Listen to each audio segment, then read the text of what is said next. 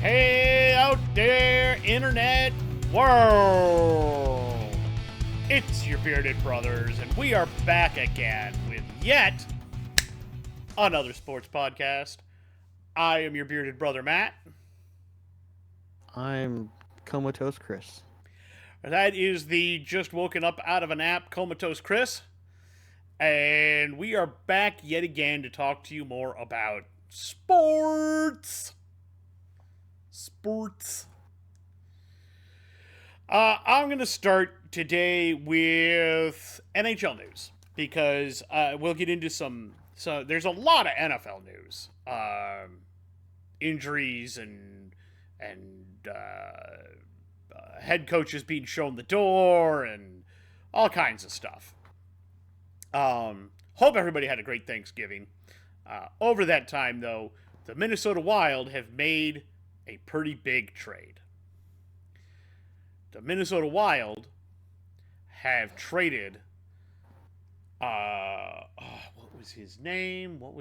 Damon Hunt, defenseman, a first-round pick this year, a second-round pick in 2027, a third-round pick this year, but I want to say it's Colorado's, and a fourth-round pick in 2026 that is Toronto's or something. It's some other pick. It's not ours.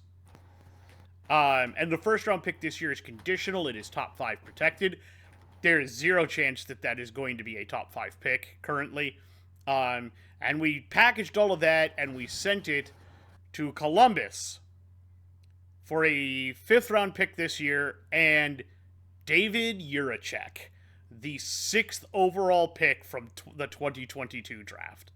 Defenseman, right side, young, talented. It's just the problem right now is that Columbus has a glut of really good defensemen, and there was no place on their roster for Jiricek, and they brought in a brand new GM, and he was a pick of the former GM, and he wasn't finding playing time under the new GM and new coach. So, best to part ways with him because he still has a lot of raw talent. So now, he's currently with the Minnesota's AHL team, the Iowa Wild, and we'll see if he can find his stroke down there, and maybe we'll see him up in the majors sometime this year. Be my hope. If not, maybe next year. Because our defense is a little bit old. It's not old. Some pieces are. But there are enough young pieces now with Bouillon, whom we just drafted last year, and Carson Lambos, who a couple of years ago, and, now, of course, Jiricek, and we have Brock Faber, Minnesota boy Brock Faber, love him. They're Wild, I think, are hoping that Jiricek and Faber will be 1 and 2 slotted on the right side as part of their top 4 rotation on the defense. That's their hope. I'm sure that Bouillon, they're hoping eventually to slot Bouillon alongside one of them and probably Lambos alongside the other. And that just wipes into your top 4 defensive spots. But even if not, and Lambos never makes it up or doesn't become a big timer, having Zeev Bouillon and Faber and Jiricek as your core, and then still having some older players like Jacob Middleton and Joseph Brodin, big. That's still a huge upgrade. Unfortunately, the captain Spurgeon is getting a little long in the tooth now. He had to sit all of last year, injured his hip, had to have surgery. So, he's not like he's getting any younger. So, that's the big NHL news right now, at least for me. And we'll get to the NHL power rankings later on in the show. Spoilers, there's a new number 1 in town.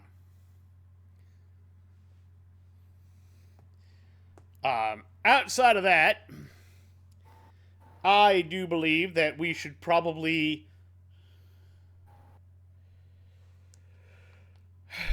wave goodbye to the next coach on the get your shit and get out carousel, and that would be Matt Eberflus. For the first time in their history, the Chicago Bears have fired a coach in season. Yes, it's the first time in the history of the Bears that they fired a coach in season. What is it, like 105 105, 103, something like that. 100 plus years. They've never fired a coach in season. And they did it to Matt Eberflus. Why, you might ask? Well, if rumors are to be believed, apparently he had a meeting in the locker room and pretty much the whole team mutinied against him. I mean, that's the rumor. We don't know 100%, but let's be honest. I mean, there's a lot of factors that go into that. There's a lot that's yeah. And Jalen Johnson, it is confirmed, I believe even by him, that he had words for Eberflus. He had words with him. He had words with him. There, he wasn't the only one. I mean, there was, what was his name? Allen, I think it was, right? Keenan Allen. Keenan Allen even came out and said that, like, one of the quotes was when they asked him on his thoughts on not calling the timeout, and all his reply was, "We played well enough to win the game." It's pretty clear that that is a obvious shade throw, but without directly saying it. On top of the fact that you just look at what happened in that play and you go, while it's not entirely his fault, it does require. I kind of, if you haven't seen it, Bill Belichick was on Pat McAfee's show, kind of talked about it a little bit, and basically, it has to come down to the quarterback has to be in sync with the coach has to be in sync with the quarterback, and they both have to be in sync with the signal caller. Mm-hmm. And clearly, what happened is the call came in. They were trying to desperately get in the setup and getting everything going. They did. It took way too long to get up, and then by the time Caleb realized it was way too late, he tried to call an audible because he realized there was no time to do a field goal kick anymore.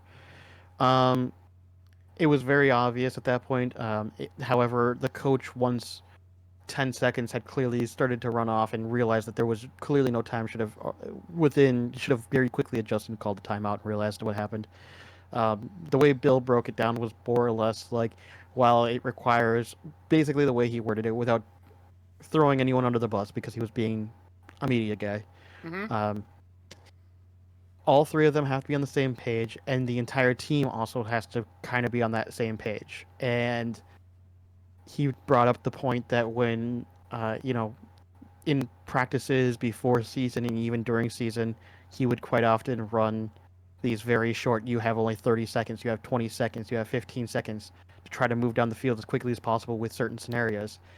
So while he didn't outright say it was Matt's fault, he did basically imply that Matt didn't seem like he prepared his team well enough for these events to happen. And because of that, he ultimately is at fault, even though all three need to be on the same page. It is his fault for not preparing his team better for the short-timed situations. And we'll talk about exactly what play it was that led to his firing when we get to the Chicago game. And I do believe they played well enough to win that game, by the way. Oh, 100%. 100%. 100%. It was very clearly a mismanaged time situation.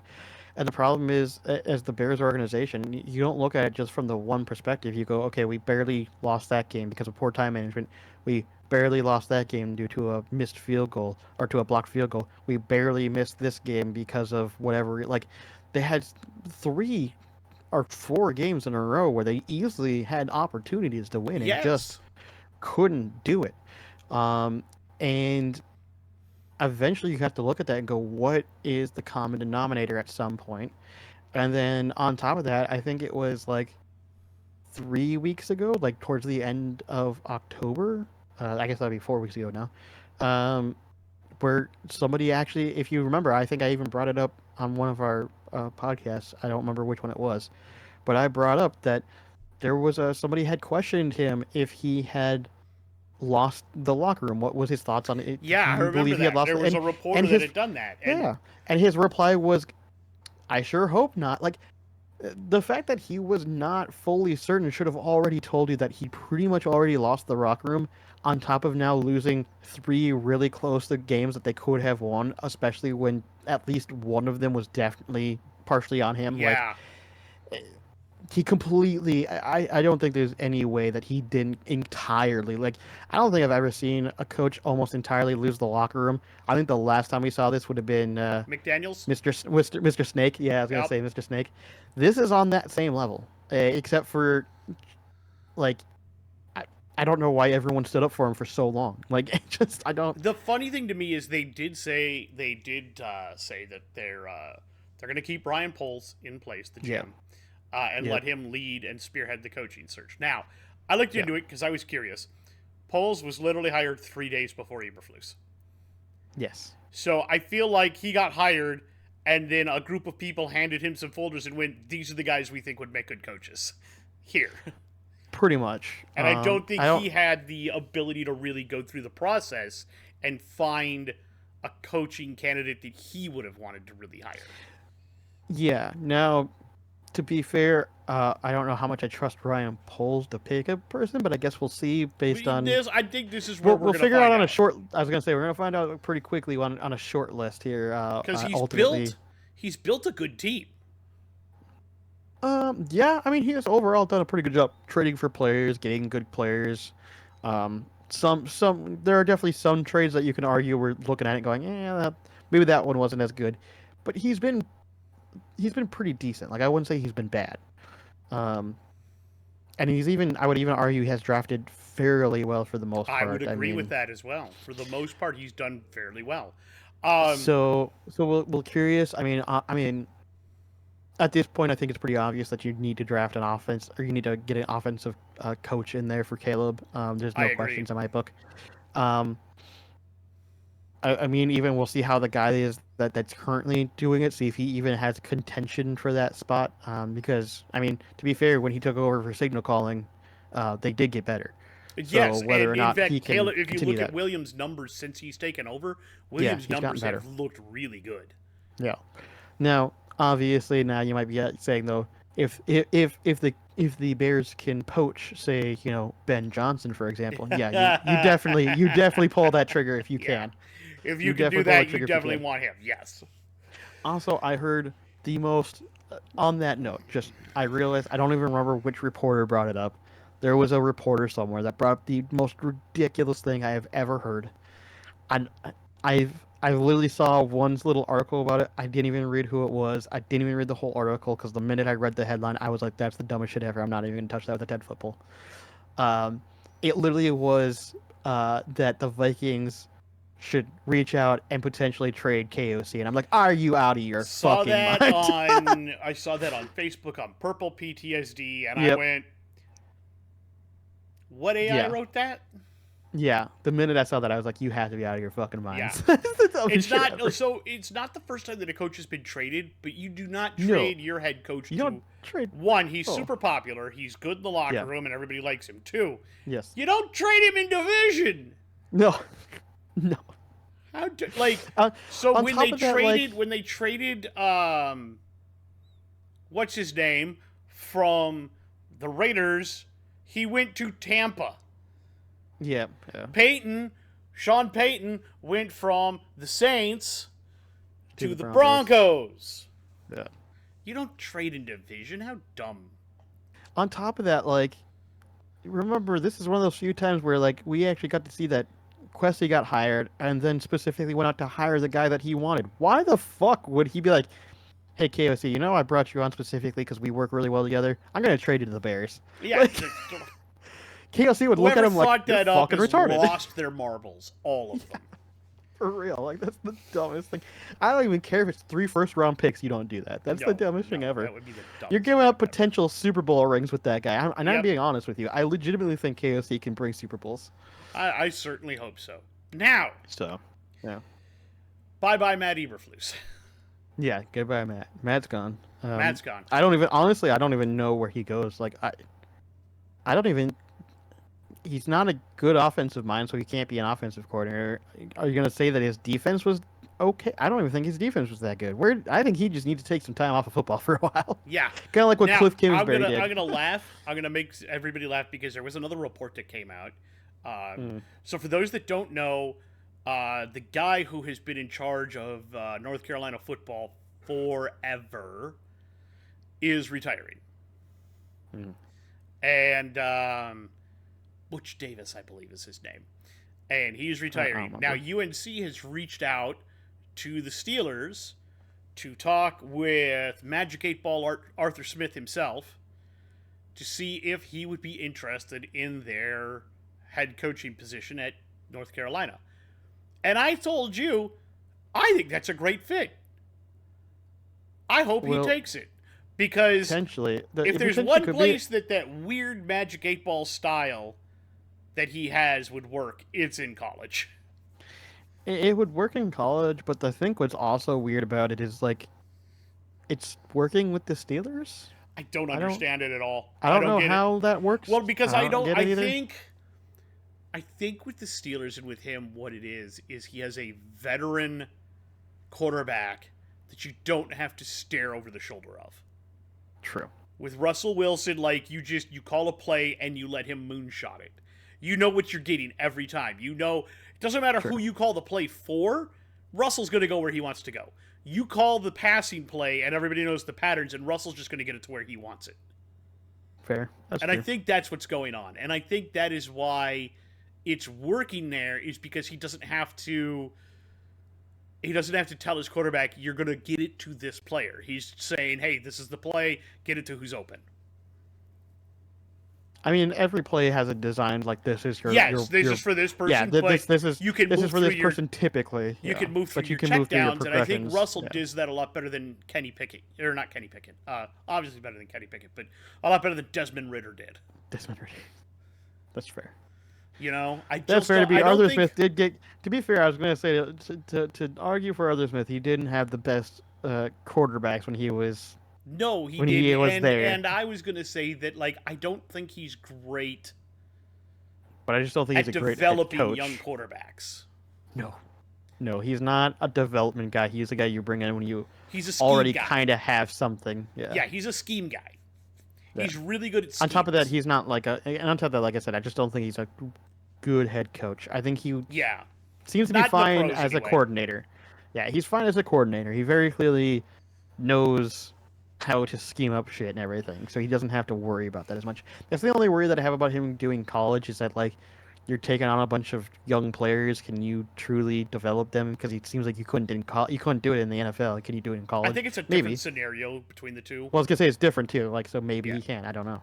So, also, we need to talk. There's been a couple of injuries that one of them is season-ending. Yeah. So last night, CMC hurt his knee. It's a PCL something. They haven't got into deeper detail. The only thing they've said is that he went to IR. And that probably ends his season. I would say more than likely. It does seem that way. And his backup, Mason. What do the numbers mean, Mason? Mason got himself hurt as an ankle injury, which now means that third stringer Isaac Guerrero is now the new lead running back. Right. Good luck. Also, in case you missed, we haven't talked about it yet, but Trevor Lawrence is unfortunately in concussion protocol. Just came back and already has to go out for concussion protocol.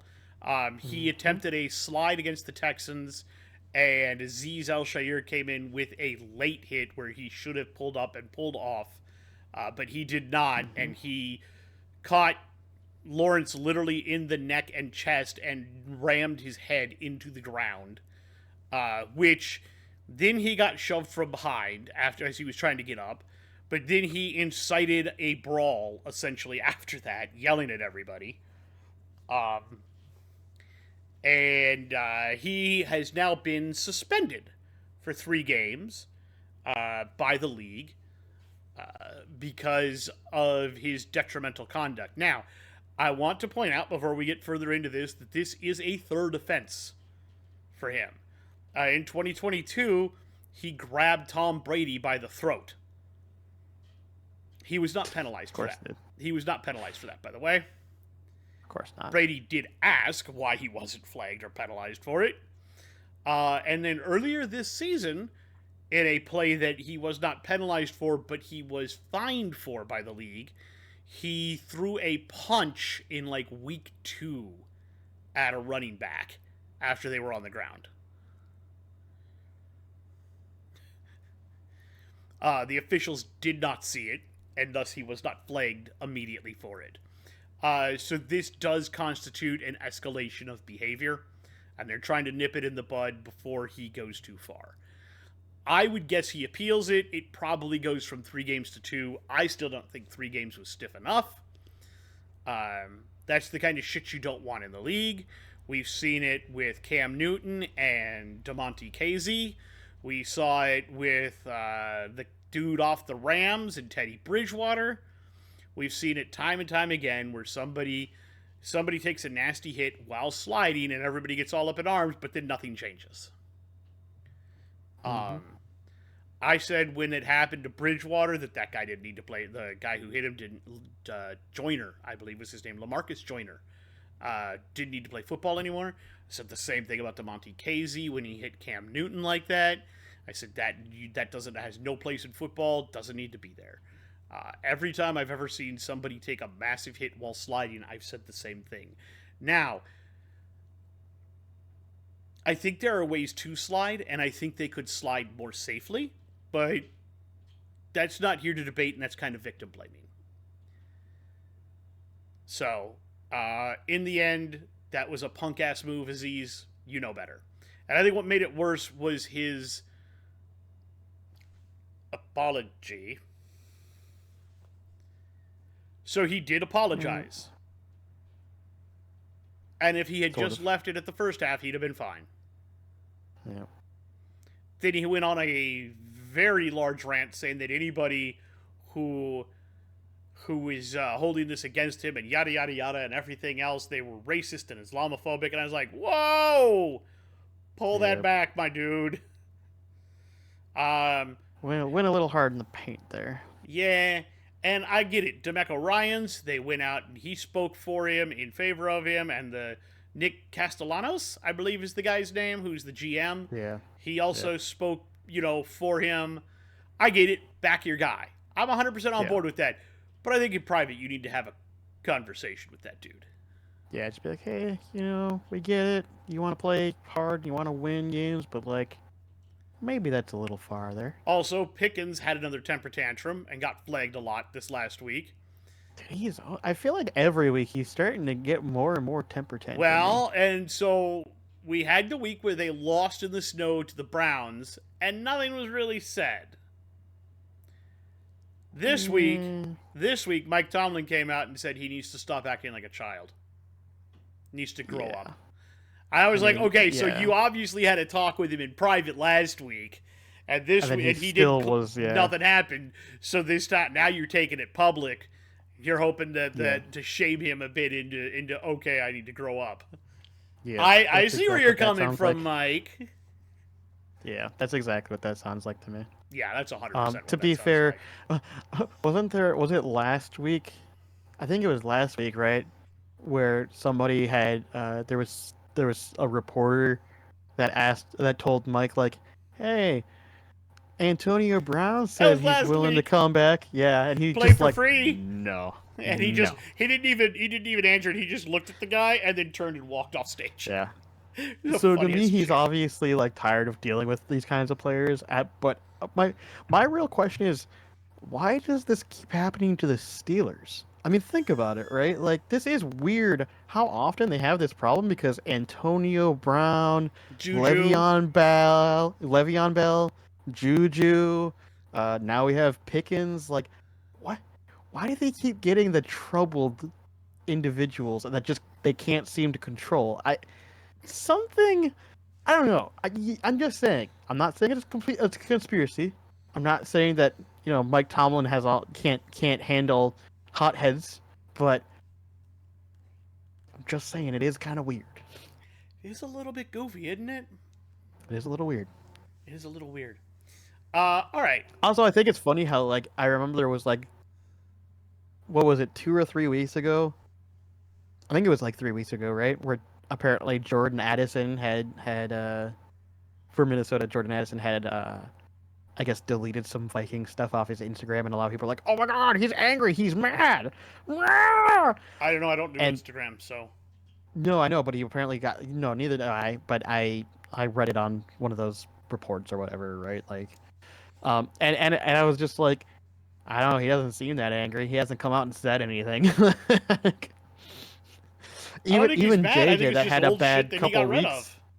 I was gonna say even JJ that had a bad couple weeks didn't really say anything outside of like I'd like to have the ball a little more. That'd be nice.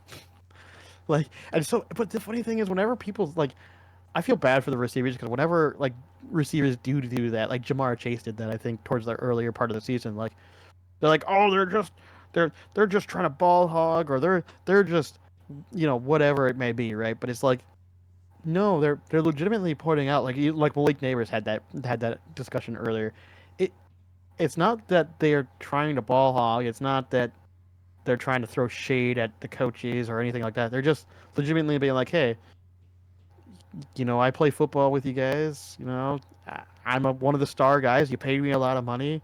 I'm not saying you have to give me the ball all the time, but maybe you should be looking. Maybe we need to have a little bit of discussion about Mm-hmm. looking at me a little bit more, I mean, seeing me a little bit more. you're paying him all the money. He's obviously Yeah, hyper competitive. He wants the ball. Winners yeah, want the ball in their hands. That's the exactly. end of that subject. So as long as they do it in a nice fashion, I don't have a problem with it. Like JJ, like Exactly. the way he brought it up was just like, listen, I had a bad couple of weeks. I don't disagree with that, but I don't feel like I was covered so much that I couldn't get the ball in certain moments. Yeah. And lo and behold, oh, well, this last week he got the ball a lot and got over 100 yards again. Shocking. Like, So yeah, yeah, it's nice.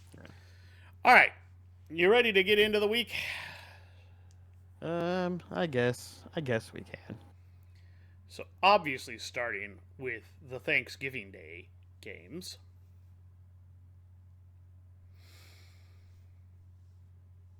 We will start with the Bears, the Lions. I will start because I actually watched most of this game. I, to be fair, I also did watch pretty much most of this game. Uh, I did not watch hardly any of the next game, and I did watch the game after that. Uh, I'd have to double check. I think we watched. I don't remember at what point we had dropped off because there was a point at which we had Yeah, I started doing still caught something because they else. had it on at my in-laws' house, the Bears and the Lions. I did Yeah, not bother to watch. I think it was the last game I didn't see much of. I'm gonna double check Yeah, I here. didn't see much of the Giants and the Cowboys because we were at a Friendsgiving, but I did make it back to watch most of the Dolphins and the Packers. I think if I recall correctly, I believe we watched some of the Cowboys Giants, and then we paced out to play some Jackbox on the TV, and Gotcha. then we came back towards the end of the Dolphins Packers game because they're yeah. So I'll start with the Bears Lions. Do you want to do the Giants Cowboys and I'll do the Dolphins Packers and we'll go from there? Sure. Sure. All right. Yes. So starting with the Bears at the Lions. We both picked the Lions. The Lions did win 23-20. I will say that at the end of the game, the Bears were not quite in field goal range. They were very close. I believe they got down to the Detroit 41. No, Detroit 30. They started at the Detroit 25 with a 2nd and 10. And then they had, let's see here.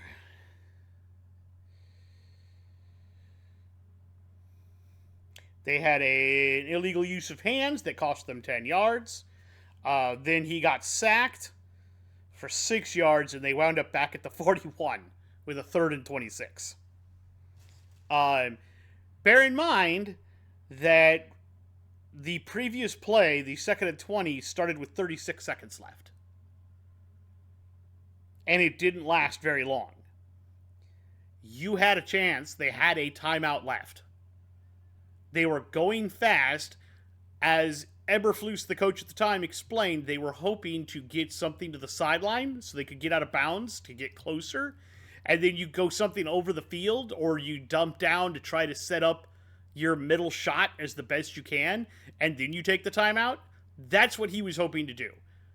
Obviously, that did not happen, and it did not work the way you wanted to. When he took the sack, you needed to take the timeout immediately. At that point, you need to set something up, and you're going end zone. You're not trying for the field goal. Now it's Spartan time. Go out, you come back with the shielder on it. Did not happen. Eberflus blew that, and as it's been said, was the most egregious mismanagement of a clock I think we've ever seen. I don't know if it's the most egregious, but it's definitely really fucking egregious. It's up there. I mean, I know what's his name, who was a coordinator, is the O coordinator in Jetsland. When he was the Broncos head coach, he had some. Oh, Hackett. Yeah, Hackett had some egregious clock management issues. Yep. But yeah, Chicago had some major clock management issues. But let's talk about these stats. Caleb Williams, 20 of 39, 256 yards, 3 touchdowns, was sacked 5 times for 33 yards. He did run the ball 4 times for 39 yards. DeAndre Swift ran the ball 11 times for 39 yards. On the receiving side of things, DJ Moore had 8 catches for 97 yards and a touchdown. Keenan Allen, 5 for 73 and 2 touchdowns. DeAndre Swift, 2 for 35. Cole Kmet, 3 for 26. And Rome Odunze, 2 for 25. Jervin Dexter Sr. did recover a fumble. Defensively, Kevin Byard III had 10 total tackles, 5 of them solo. Sacks from Gervin Dexter Sr. And he had 1.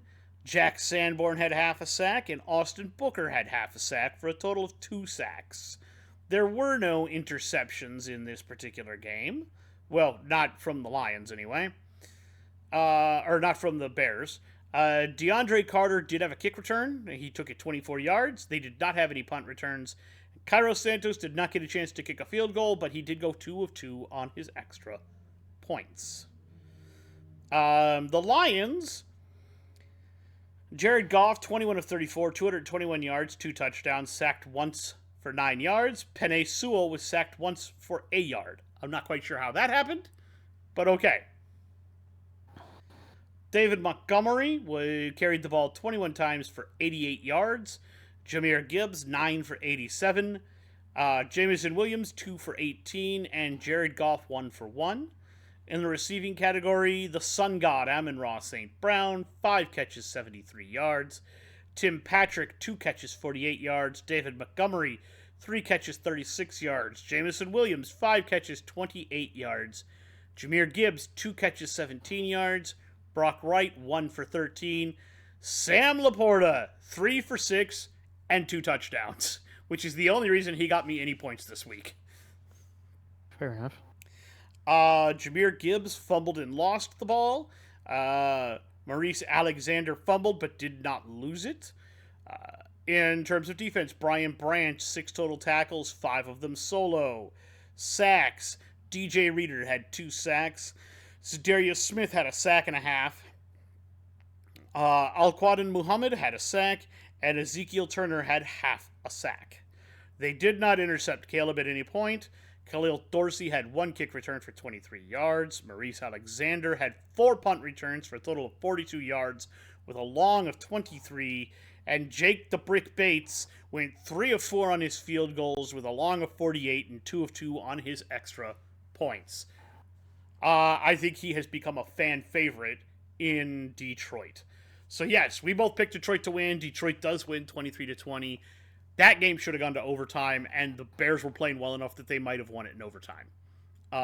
Should absolutely have gone to overtime. Bare minimum. Bears had a chance to win it. They did not win it. I feel very bad for them. They've been playing really good football, and Caleb has been playing really, really good football recently. So, like, hopefully with this interim head coach who just a month ago became their offensive coordinator, well, month and a half, something like that ago, when they fired Getsy. I will also state, looking at it, his numbers, Caleb's numbers, ever since that guy has become the O coordinator, have improved. So maybe with a him as the head coach and able to implement some more stuff, they get some more offense really moving. We'll see. Never know. All right, your turn. Thanksgiving game number 2.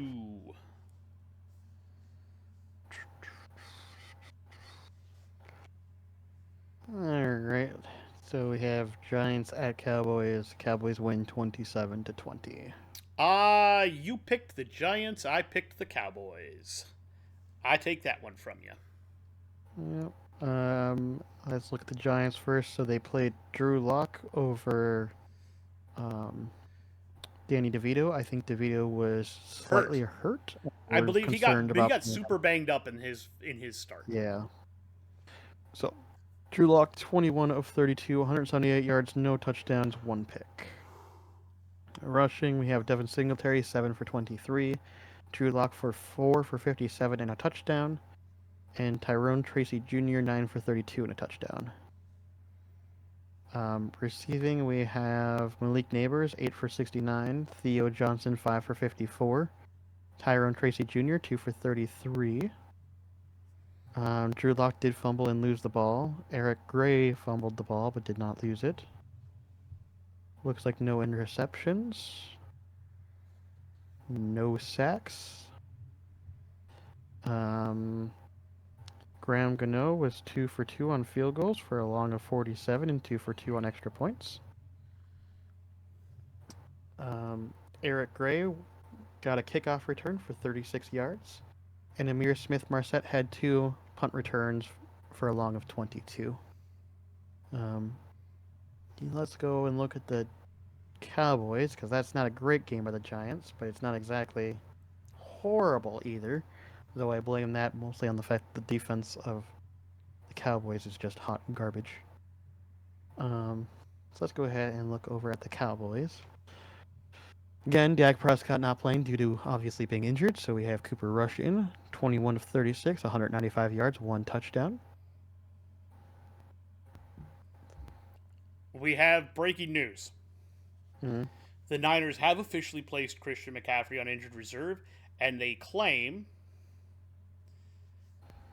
Wasn't it a PCL is what they were saying? Israel, yeah, but they claim from the Jets, running back Israel Abanikanda. Whoever that is. It's a running back from the Jets. I'm well aware of that. Don't know who it is, but it's a running back. Let's go ahead and look at rushing. We have Rico Dowdle doing all of the work pretty much. 22 attempts for 112 yards and a touchdown. The only rushing game that they have apparently is Rico Dowdle, and sometimes is the answer. Brandon Cooks had 3 receptions for 16 yards and a touchdown. CeeDee Lamb had 2 for 39. Jalen Tolbert had 2 for 41. Kevontae Turpin had 4 for 53. And Luke Schoonmaker had 5 for 33. Cooper Rush did fumble the ball but did not lose it. And Kevontae Turpin fumbled the ball but did not lose it. DeMarvion Overshown had an interception. I believe he took it for a touchdown, didn't he? He might have. Let me see if it shows up on here. Yes, he did. He took it in for a touchdown. I thought that was that one. I thought he picked 6. Yep. Carl Lawson had a sack. Donovan Wilson had a sack. Eric Kendricks had a sack. Mazzie Smith had half a sack. And Micah Parsons had 1.5 sacks with Osa Odingozua. Odekinzua had a sack as well, for a total of 6 sacks on the night. Brandon Aubrey was 2 for 2 on field goals for a long of 33 with 3 for 3 on extra points. And no kickoff returns, and Kevontae Turpin had 2 punt returns for an average of negative 1.5 yards. This was a game that happened, and at this point, I think the Giants are officially in tank mode. I don't disagree with you whatsoever on that particular moment.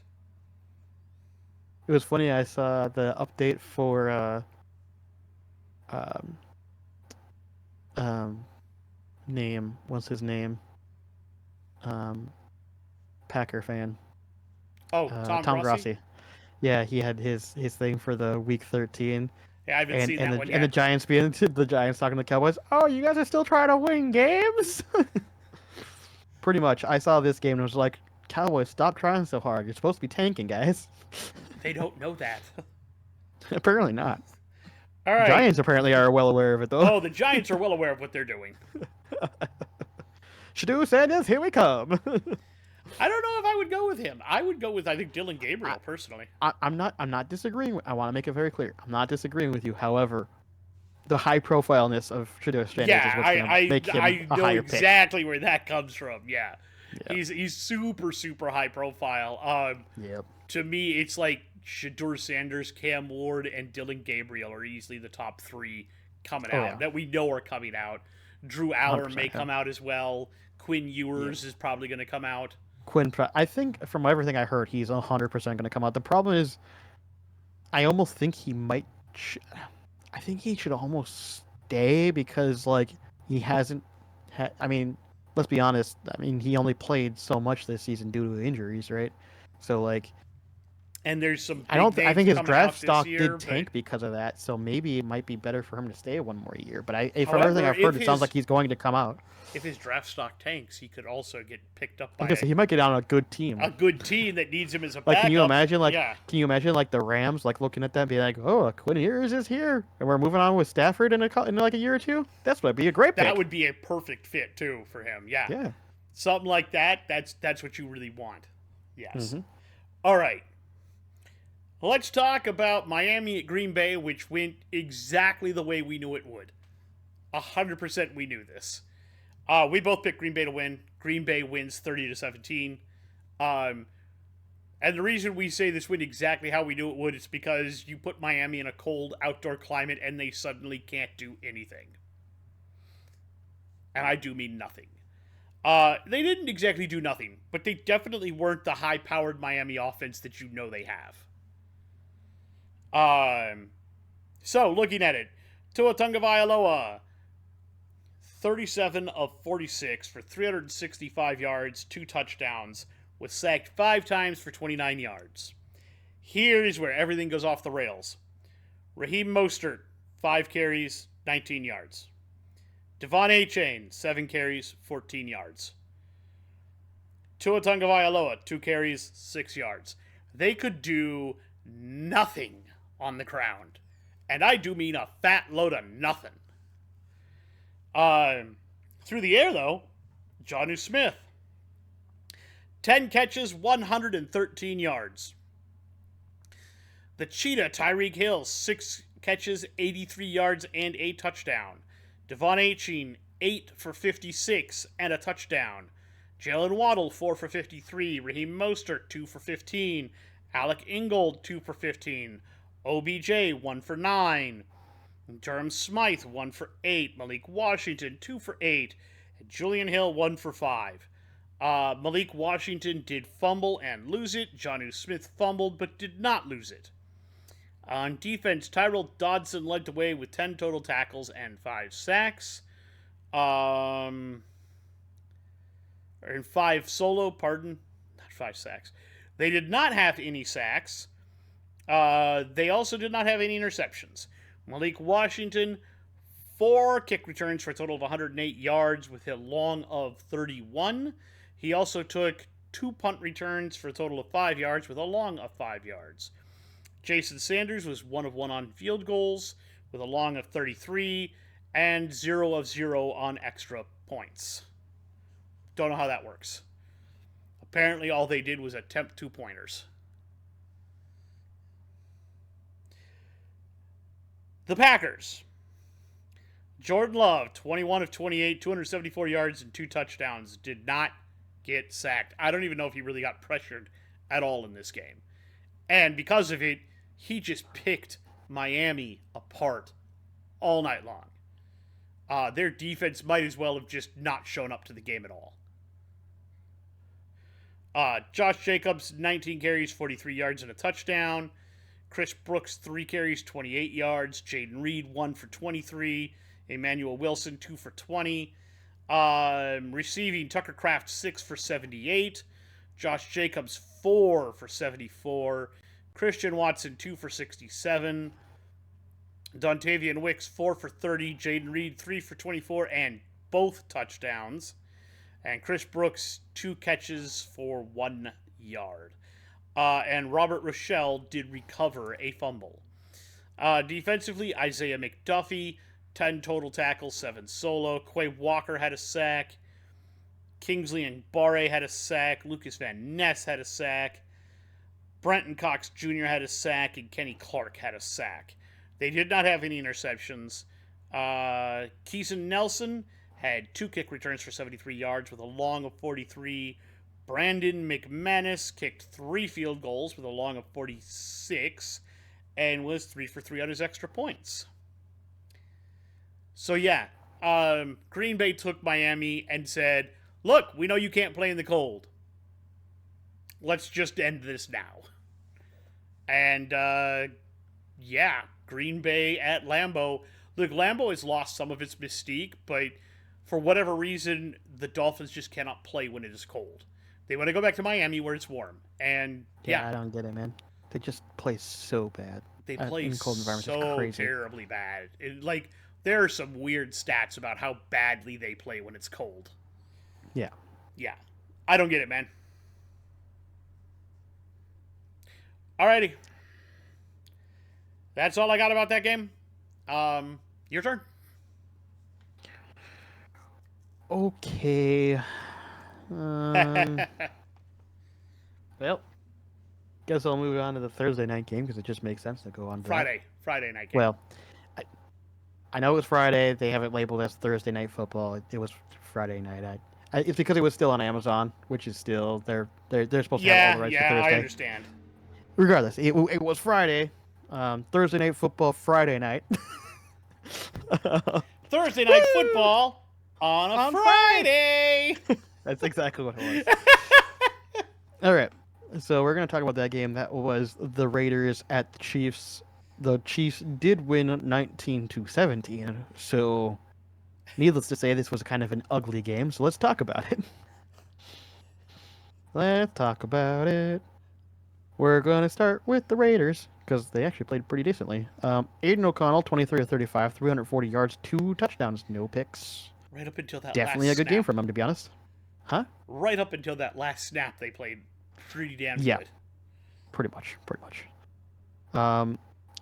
Amir Abdullah, 10 for 39 on the ground.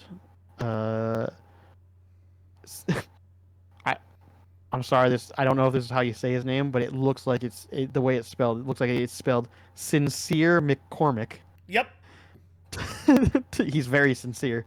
12 I had rushing that last attempts week. for 64. Yeah. 12 rushing attempts for 64 yards. Let's look at receiving. We have Amir Abdullah, 2 for 14. Brock Bowers, 10 for 140 and 1 touchdown. Apparently Brock Bowers is their entire team. Jacoby Myers, 6 for 97, so I guess he's not entirely by himself. Just mostly by himself. And then Trey Tucker had 1 reception for 58 yards and a touchdown. Fumbles. Aiden O'Connell fumbled the ball and lost it. Sadness. DJ Turner had a fumble. No interceptions. Adam Butler had a half a sack. Kalavon Chasen had 1.5 sacks. Max Crosby had a sack. And Zachary Carter had a sack for a total of 5 sacks on the night. Daniel Carlson, 1 for 4 for a long of 27, 2 for 2 on extra points. That hurts to see. 3 missed field goals. Any one of them gets scored, they win this game. Ow!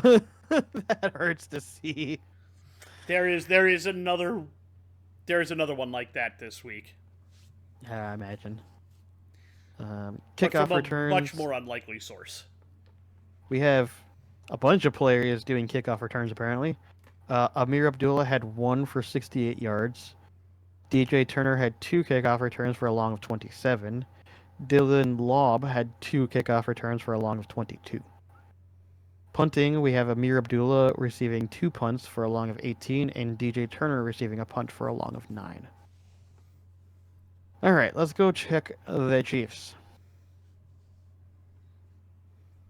Patrick Mahomes, 26 of 46, 306 yards, 1 touchdown, no picks. Rushing, Isaiah Pacheco, 7 for 44, Kareem Hunt, 7 for 15. That was literally it. They got their entire team for rushing was 16 rushing attempts for 63 yards. That's pretty fucking shit. Receiving, DeAndre Hopkins, 4 for 90. Juju Smith, 1 for 10. Noah Gray, 4 for 58.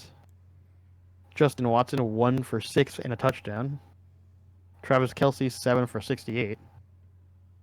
And Xavier Worthy, 5 for 54. Patrick Mahomes did fumble the ball but did not lose it. No interceptions. Chris Jones had 2 sacks.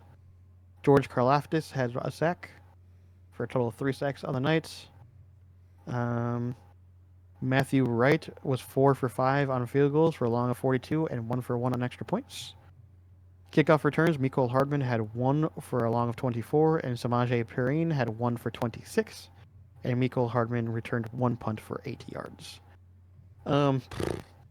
This was a game the Raiders definitely should have won, to be completely honest. They played better than the Chiefs did, but the Chiefs do what the Chiefs do, which is magically win football games that they should not win. Especially when, your center hikes the ball at your quarterback when he's not looking and it not bounces ready. off his shoulder. And gets a fumble, yeah. And the Chiefs recover it to win the game. And then there was that flag and the whole, conspiracy theory around the flag and the fact that some people argue, yeah. So there was a question around the flag depending on, apparently, depending on circumstance, either that flag can be a false start or it can be a illegal shift, and depending on which one it is, actually determines if the play is supposed to get called dead ahead of time or not.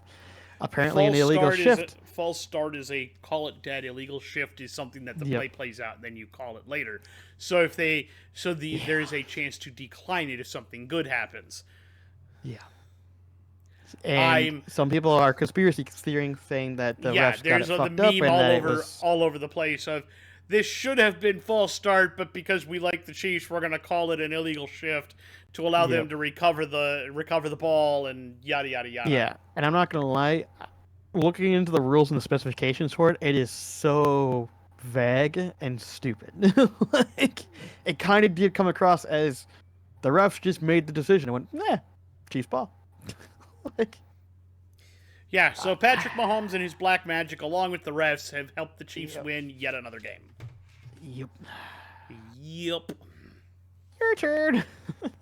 I'm going to talk about another close game that I had hoped wouldn't be close, and I don't know how much longer I can do this because my heart's not going to take it forever. We're going to talk about Arizona at Minnesota. We both picked Minnesota to win. They did 23-22 after trailing the entirety of the game until a minute and 13 seconds left. Yep. Classic Vikings. Classic Vikings. But let's get into it. Yeah. Kyler Murray, 31 of 45, 260 yards, 1 touchdown, 2 picks. One of them was the game sealer. Did get sacked only once, and that's because he was really hard to pin down, but that's kind of been the whole thing with him for a long time. Rushing, James Conner, 17 carries, 68 yards. Murray, 7 for 48. Benson, 3 for 20. Imari DiMercato, 3 for 12. Dortch, 1 for 6. Trey McBride, 12 catches, 96 yards. 12 for 12, I will say, as well.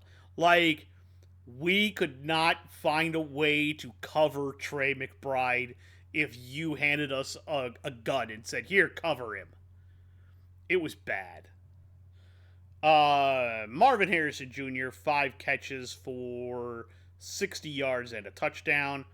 Michael Wilson, 5 for 55. Elijah Higgins, 2 for 23. James Conner, 3 for 13. Tip Reinman, 1 for 9. DiMercato, 1 for 3. Dortch, 2 for 1. Murray did have a fumble but recovered it. And that was a big one, I remember, because it pushed them back. Roy Lopez also recovered a fumble. What I'm going to say is, because it annoys me, that play after we knocked the ball out of his hands, he tried to go downfield. They flagged the Vikings. I believe that was the one where they called him for defensive pass interference because they thought he used his arm to slingshot around the offensive guy and bat the ball down. But if you watch the play, that absolutely did not happen, and it was the worst, most bullshit pass interference call I think I've ever seen in my life. And I was just like, holy shit, that should not have been called at all. I was so mad about that one. You and I both said the same thing on a 2 BS call.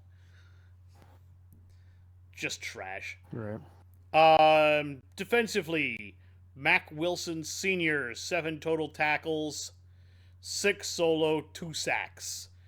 Kazir White had a sack. LJ Collier had 2 sacks. For a total of 5 sacks. They did not have any interceptions. Dortch did take 1 kick return for 26 yards. He took 2 punt returns for a total of 10 yards with a long of 7. Chad Ryland went 5 of 6 on his field goals with a long of 40 and 1 for 1 on extra points. Now for the Vikings. Sam Darnold was 21 of 31 for 235 yards and 2 touchdowns. He got sacked 5 times for 30 yards. They couldn't get their offense going in the first half to save their own backside. It was bad. It was bad. Like, they really didn't get going until, like, the fourth quarter.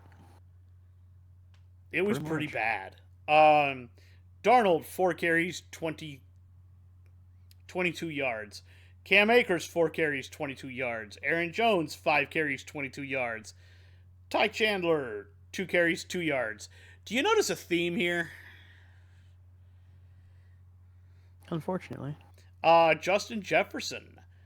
JJ, 7 catches, 99 yards. Jordan Addison, 4 catches, 54 yards. TJ Hawkinson, 3 for 28. Johnny Munt, 2 for 22 and a touchdown. Jalen Naylor, 1 for 18. Powell, 1 for 8. Aaron Jones, 3 catches for 6 yards and a touchdown, which offset the fact that he fumbled twice, losing one of them. O'Neal would recover the other one. I was just like, I even was like, after last week, fumbling on the goal line, and then he fumbled both the first 2 drives of this week. I was just like, what is wrong with you? Why are you fumbling all of a sudden? Defensively, Blake Cashman leads the way with 11 total tackles, 9 of them solo. Of course, Jonathan Grenard is the guy who actually gets the 1 sack we did have. The interceptions came via Shaquille Griffin and Byron Murphy Jr. I will also point out that who's the guy we got this year, free agent, was a shutdown corner, kind of still is. Oh.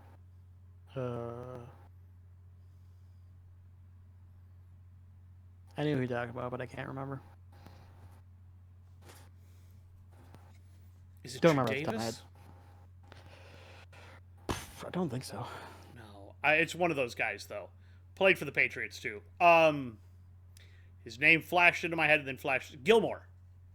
Stephon Gilmore. Whew. Gotcha. He left the game due to injury. I don't know how injured he is. I think it was a hamstring or something. Definitely limping. Did not come back.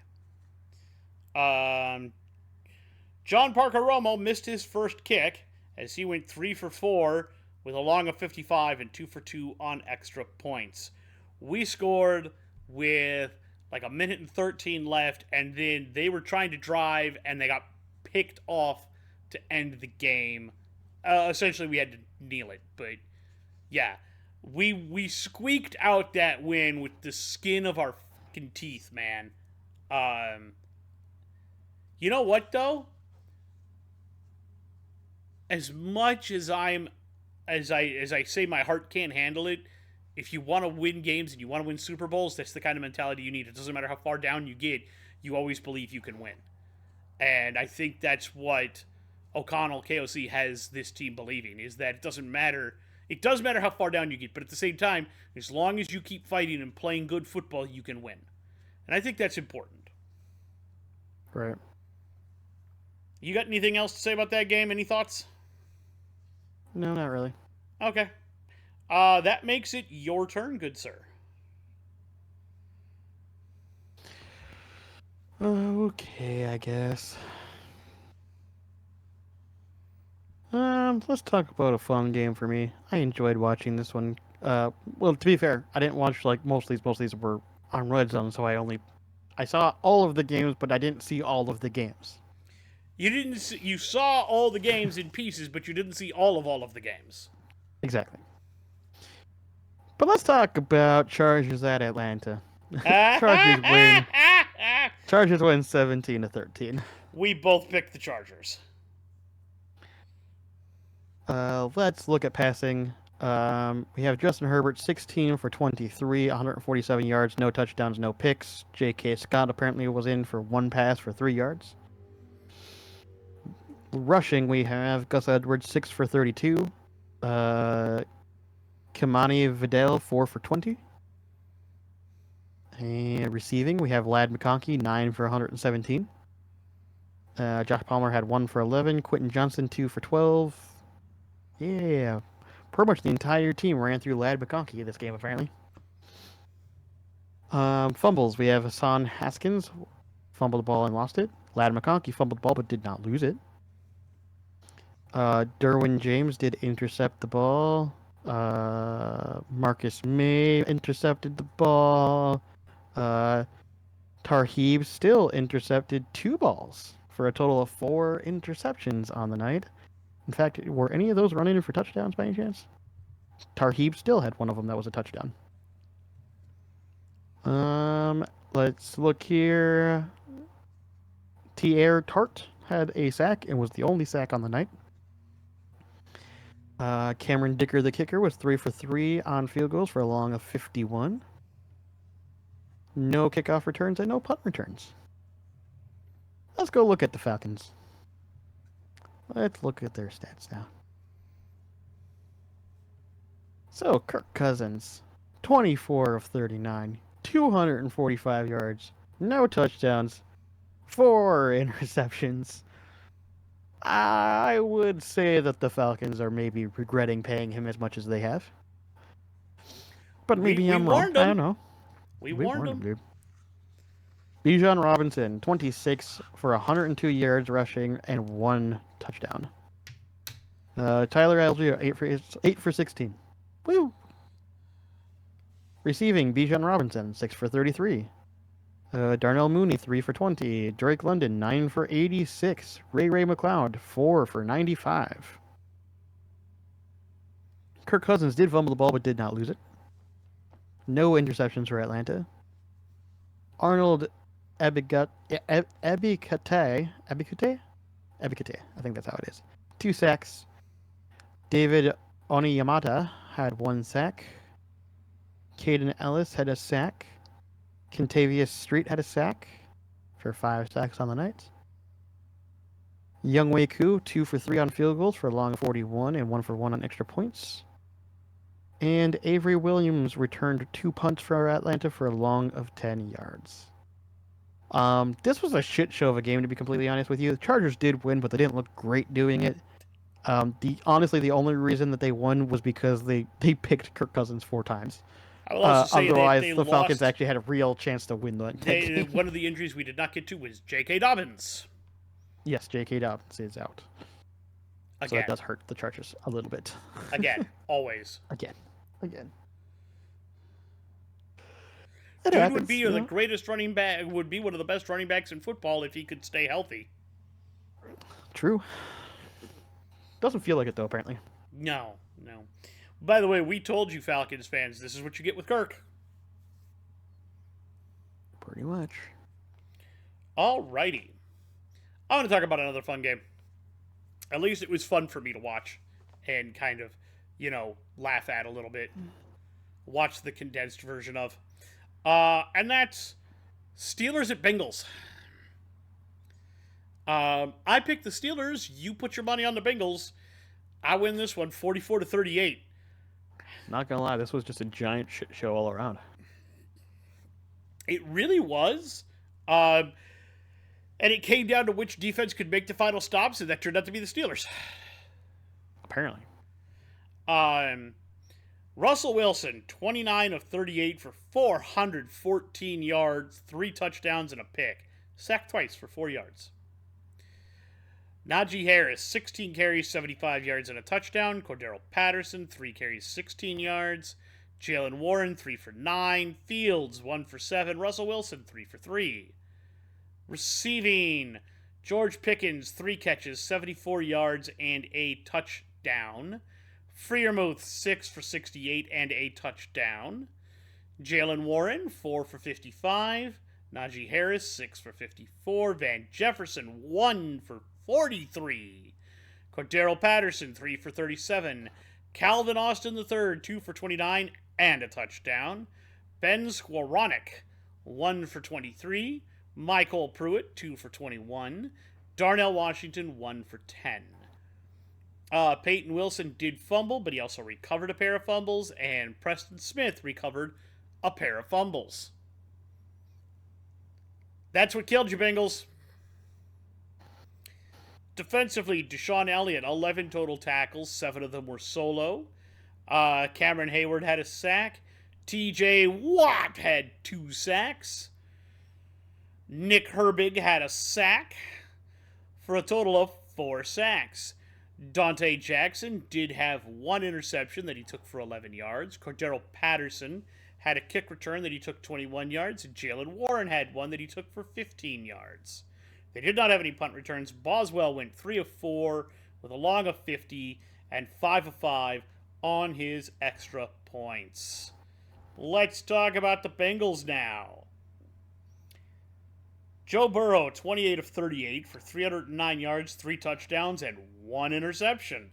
But he was sacked 4 times for 27 yards. Chase Brown carried 12 times for 70 yards and a touchdown. Khalil Herbert, 1 for 14. Joe Burrow, 2 for 9. Receiving-wise, Jamar Chase, 6 for 86 and a touchdown. T. Higgins, 5 for 69 and a touchdown. Mike Gesicki, 5 for 53. Andre Yoshifash, 3 for 35 and a touchdown. Chase Brown, 3 for 30. Tanner Hudson, 4 for 28. Hello, Loki. Drew Sample, 2 for 8. Joe Burrow fumbled twice and lost both of them. Jermaine Pratt had 13 total tackles, 5 of them solo. BJ Hill had a sack. Joseph Osasi had a sack. Osai? I don't know. For the total of 2 sacks, and the 1 interception came from Cam Taylor-Britt, who did intercept Russ, and he took it 51 yards for a pick 6.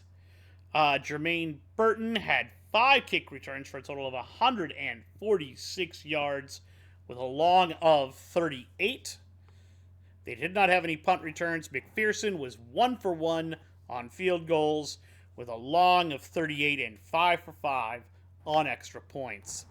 Yeah, what really killed them was Joe Burrow just not being able to hold on to the football. Outside of that, they might have had a shot to win this. So, yeah, Pittsburgh improves to 9-3. Cincinnati falls to 4-8. So I do believe it is your turn. Yeah, it is. Let's see here. Which game do I want to talk about? There is plenty to pick from. Oh, yeah, I know. Let's talk about a game I actually didn't get to see a whole lot of, but wish I got to watch a little bit more of it. We're going to talk Bucks at the Panthers. Ooh, yeah. Bucks did win 26-23. You picked the Bucks. I picked the Panthers. I'll be honest. I got close. It was very close. All right, let's talk Bucks. Baker Mayfield, 21 of 33, 235 yards, 1 touchdown, 2 picks. Kyle Trask apparently came in for at least one play. He threw 1 pass for 5 yards. Rushing, Baker Mayfield 3 for 8, Bucky Irving 25 for 152 yards and a touchdown, and Rachaad White 11 rushing attempts for 76 yards.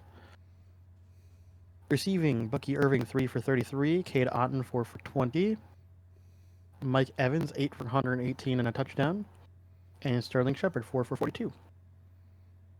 Baker Mayfield did fumble the ball twice, but did not lose them. Kalijah Kancey had a sack, and the only sack on the night. Kicking, Chase McLaughlin was 4 for 5 for a long of 51 and 2 for 2 on extra points. Kickoff returns, we had Bucky Irving returned 1 kickoff for 20 yards. Raheem Jarrett had 2 kickoff returns for a long of 20, and Sean Tucker had 2 kickoff returns for a long of 25. And let's go look at Carolina. We have Panthers. Start with Bryce Young, 26 for 46, 298 yards, 1 touchdown, no picks. He's been, it's interesting, ever since he's come off the bench, he has looked much closer to the quarterback that they were hoping that they were going to get when they drafted him originally. Yes. So I don't know what that time on the bench taught him, but whatever it was, he looks a lot better. Yeah, I think at this point, weirdly enough, if you happen to be a Carolina fan for whatever reason, you should be hopeful. You should be hopeful, while you do have to worry about your owner trying to meddle his fucking hands in this shit. It does seem like Bryce Young has been improving vastly over the last couple of weeks. It seems like the head coaching, he seems like he's somehow getting something out of Bryce Young. So I don't think he'll lose his job. I think they'll keep him around. I agree. Now, whether or not he continues to have success, we'll see. But he's been however he's done it. He's managed to make Bryce Young improve, and I don't know if it was his time off the bench. I don't know if it was he had more time to sit and watch for like those 2 weeks, or if he had time in the training. Had to use that VR training. Maybe for whatever reason that worked really well for him. I don't know. Hard to say.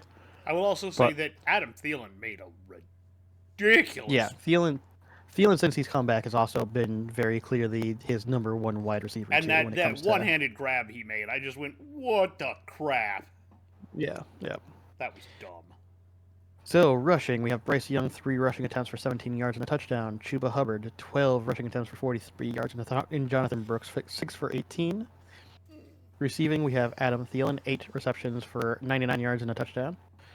David Moore, 5 for 40. Jonathan Brooks, 3 for 23. Tommy Tremble, 5 for 77. And Xavier Legette, 4 for 53. Chuba Hubbard did fumble and lose the ball. And that is the actual fumble that killed them. Killed the drive, yeah. Because I believe that was in overtime.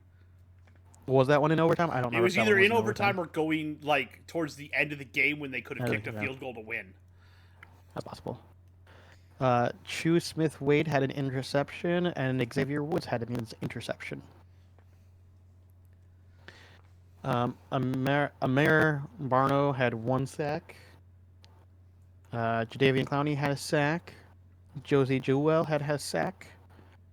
Trayvon Wallace had a sack for a total of 4 sacks on the night. Kicking, Eddie Pinheiro was 3 for 5 for a long of 47 and 2 for 2 on extra points. No kickoff returns, and David Moore received 1 punt return for 7 yards, and Raheem Blackshear had 1 punt return for 3 yards.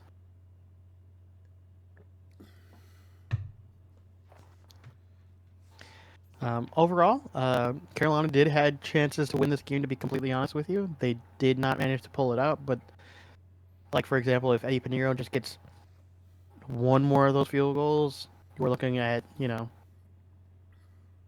mean, they were already in overtime, but we're looking at another long game, Yeah. potentially. I don't know. If Chuba Or potentially doesn't... them winning, or if Chuba doesn't fumble there, right? Yeah. There's a lot of ways Panthers had a chance at winning this. They ultimately did lose in overtime. They're getting better, and I think... But they are getting better. I think, like, next year or the year after, they're going to be looking at the top of the NFC South. Maybe. We'll see. The rest of the NFC South, I think, is going to also get better, but I think for different reasons. So we'll see. We'll see. All right. I'm going to talk about another game that I enjoyed simply because it caused another grown man to probably weep later on. And I always like it when he weeps because it makes me smile. So we're going to talk about the Seahawks and the... Stay there. We're going to talk about the Seahawks and the Jets because I like Aaron Rodgers' pain. Which I know probably makes me a bit of a weirdo, but I literally have no love for that man. I can tell. So, Geno Smith, 20 of 31 for 206 yards and 1 touchdown, sacked 3 times for 31 yards. Rushing, Kenneth Walker III carried 16 times for 49 yards. Zach Charbonnet carried 4 times for 28 yards and a touchdown. Jackson Smith and Jigba, JSN, 1 carry for 5 yards. Geno Smith, 2 for 2. Receiving, JSN, 4 for 74. DK Metcalf, 4 for 66. Noah Fant, 3 for 26. Tyler Lockett, 3 for 16. A.J. Barner, 2 for 14 and a touchdown. Zach Charbonnet, 2 for 13. Farrell Brown did not bring in his target, and Kenneth Walker III had 2 for -3 yards. Lavasca Chenault fumbled and lost it. D. Williams fumbled and lost it. Kenneth Walker III fumbled but did not lose it. Laken Tomlinson recovered a fumble, and Tyrese Knight recovered a fumble. Defensively, Ernest Jones IV had 8 total tackles, 6 of them solo. Leonard Williams had 2 sacks. And those are the only sacks that they had.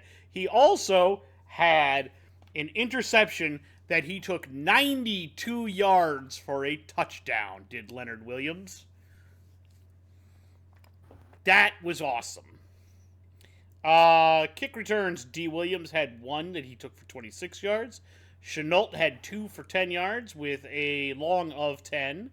D. Williams had a punt return for 6 yards. Jason Myers was 2 of 2 on his field goals with a long of 54 and 2 of 3 on extra points.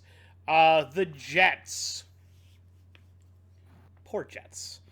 Aaron Rodgers, 21 of 39, 185 yards, 2 touchdowns, and an interception. He was also sacked twice for 16 yards. Rushing, Breece Hall, 12 carries, 60 yards. Braylon Allen, 5 carries, 11 yards. Malachi Corley, 1 for 8. Aaron Rodgers, 2 for 6. Isaiah Davis, 1 for 4. Receiving, Devontae Adams, 5 catches, 66 yards, 1 touchdown. Garrett Wilson, 5 for 41. Tyler Conklin, 4 for 32. Isaiah Davis, 3 for 28. And a touchdown. Braylon Allen, 2 for 16. Jeremy Ruckert, 1 for 3. Brees Hall did not haul in his target. Malachi Corley did not haul in either of his targets. And Xavier Gibson, 1 catch for -1 yards. Brees Hall fumbled twice, lost 1. Anders Carlson recovered a fumble. John Simpson recovered a fumble. Brandon Eccles recovered a fumble. Whew. Defensively, Quincy Williams had 7 total tackles, 4 solo, and a sack. Other sacks, Will McDonald IV had 2 sacks for a total of 3. They did not have any interceptions. Kick returns, Kene Wanwu had 3 for a total of 157 yards. One of them went 99 yards for a score. Good job, Kene. I knew we shouldn't have let you go. Xavier Gibson had 2 for 81 yards with a long of 45. Xavier Gibson also had a punt return, but it didn't go anywhere. Anders Carlson was 0 of 0 on field goals and 1 for 2 on extra points. The Jets mostly played hard. They gave up, Aaron Rodgers gave up a pick 6, which really boned him. And that just blew their whole game. Most of the Jets played hard, especially their special teams and defense, and then the offense just couldn't do anything with it. Are we in an agreement at this point that the Jets are just cursed? They have to be. They have to be. You haven't been able to draft and develop a quarterback in decades. You bring in a guy who's a surefire Hall of Famer, potentially. Probably won't make it in first ballot. Probably, well, honestly, he'll probably go in on the first ballot, do.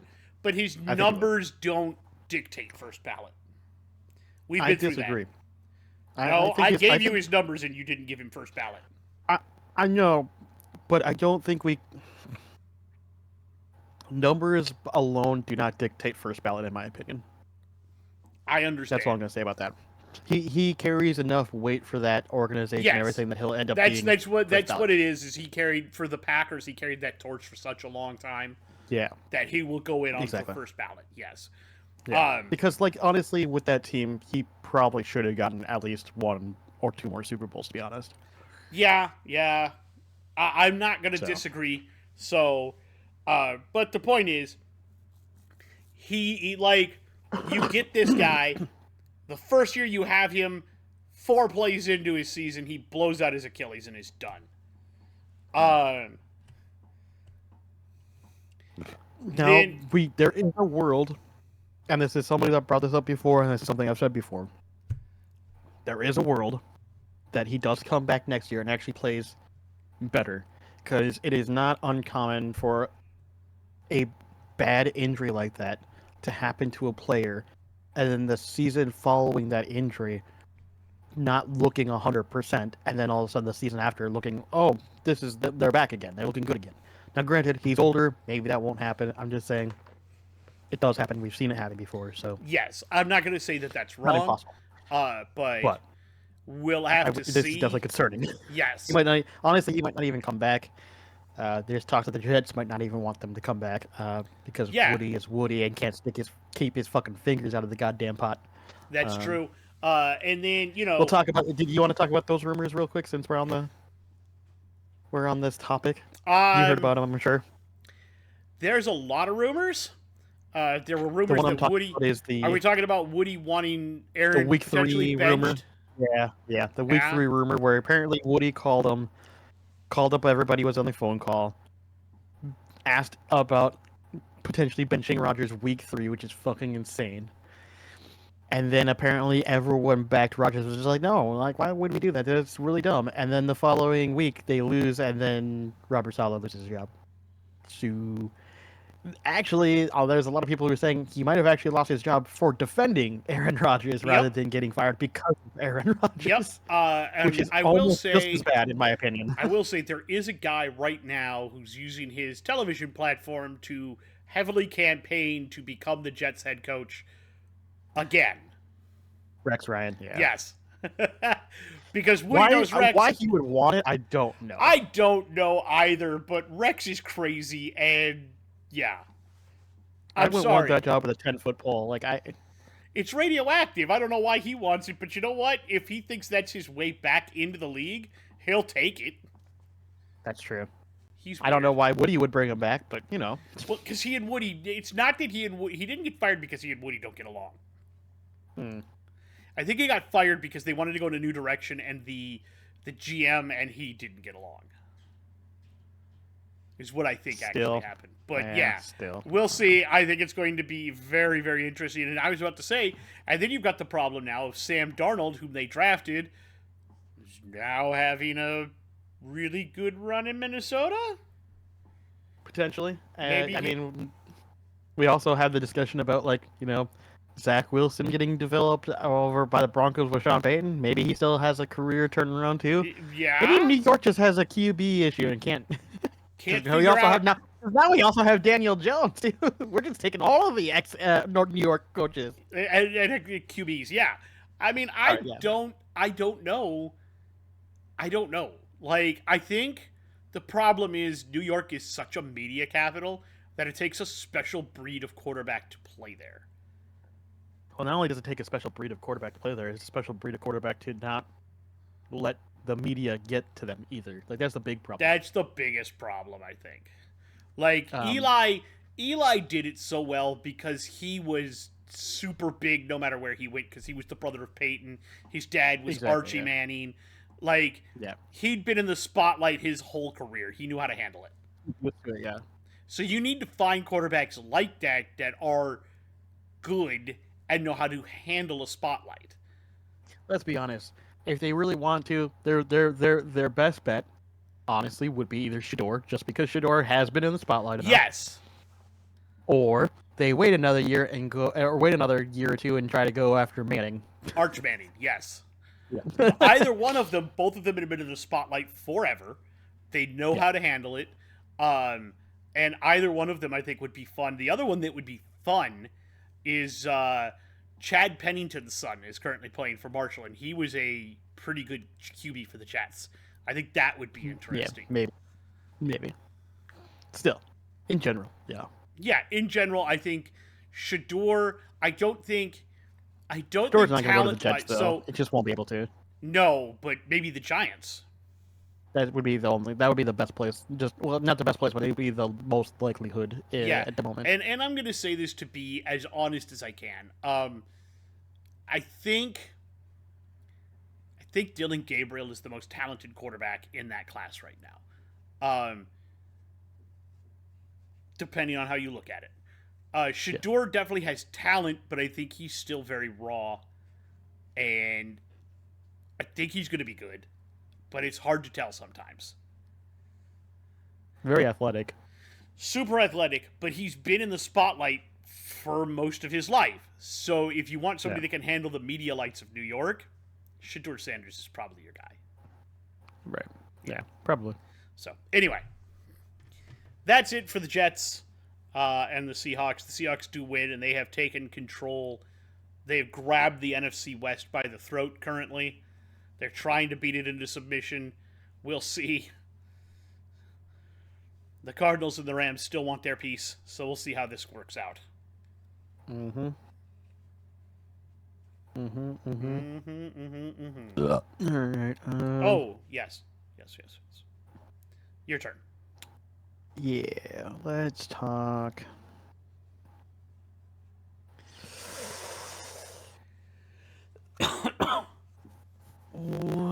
Let's talk about this game. This one was a kind of close game. We're talking about a close game that, honestly, if you're a fan of either team, you're probably very happy about how this game went down. So we're talking Colts at Patriots. Colts win 25-24. Let's see here. Find it on my thing. I picked the Colts. You picked the Patriots. It was a close game all around. It was. Either team could have won this one. So let's talk. In fact, I think, this is the game where we're gonna talk about the very end of this game because I don't know if you saw it, but I'm gonna talk about it. Richardson was bonkers at the end of this game, if I remember right. Well, that, but I was also gonna talk about the very end for the Patriots. They had the ball at the very end, and man, that was rough. Anyways, we'll start with the Colts. Anthony Richardson, 12 of 24, 109 yards, 2 touchdowns, 2 picks. I mean, I'm at this point worried that this is what Anthony Richardson is. Like, I want improvement, but it feels like it's just 50% completion rating, and you're gonna get touchdowns and picks. That's what you get with him now. It feels weird. But the one thing he does do very well is his wheels. So he's got 9 rushing attempts for 48 yards and a touchdown. He also throws a really good deep ball. He just sometimes, most of the time, he's got a great arm. The biggest issue is that if you ask him to throw anything under like 50 yards, it's up in the air as to whether or not it's going to be on target or not. Jonathan Taylor rushed the ball 25 times for 96 yards. I'd like to see a little bit more out of that, but, it is what it is. Alec Pierce, 2 receptions for 16 yards and a touchdown. Jonathan Taylor, 1 reception for 7 yards and a touchdown. Michael Pittman had 5 receptions for 42 yards. And Mo Ali-Calix had 2 receptions for 15 yards. No fumbles. Indy had 1 interception. Julian Blackman had it. DeForest Buckner had a sack. Kwity Paye had half a sack. Nick Cross had a sack. And Zaire Franklin had 1.5 sacks for a total of 4 sacks on the night. Kicking, Matt Gay was 1 for 1 for a long of 25 and 2 for 2 on extra points. Kickoff returns, Trey Sermon had 1 for 23 yards, and Tyler Goodson had 2 kickoff returns for a long of 25. Anthony Gold had 1 punt return for 3 yards. Let's go look at the Patriots now. Drake May, 24 of 30, 238 yards, 1 touchdown, 1 pick. Antonio Gibson, 7 rushing attempts for 62 yards and 1 touchdown. Drake May, 5 rushing attempts for 59 yards. Ramondre Stevenson, 18 rushing attempts for 73 yards. Receiving, we had Austin Hooper, 4 for 42 and a touchdown. Demario Douglas, 4 for 20. Hunter Henry, 7 for 75. Excuse me. Keyshawn Botte, 3 for 41. Kendrick Bourne, 3 for 39. And Stevenson, 3 for 21. Austin Hooper did fumble the ball, and Ramondre Stevenson fumbled the ball, but neither one lost them.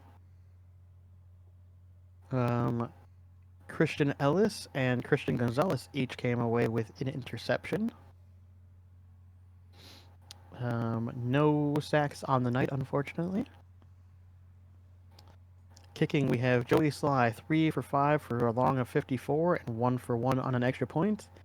And one of those kicks that was missed was at the very end of the game. It was a 68-yard field goal, and he came within 1 yard, pretty much from the looks of it, in my book. 1 yard of making it, not only winning the game, but then also setting a new record.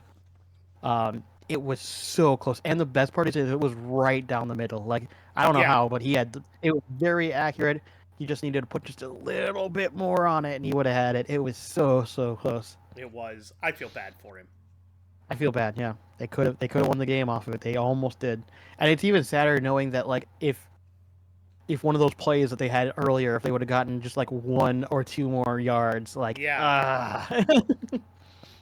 sucks. Kickoff returns, Antonio Gibson had 3 for a long of 30, and Marcus Jones received 2 punt returns for a long of 19.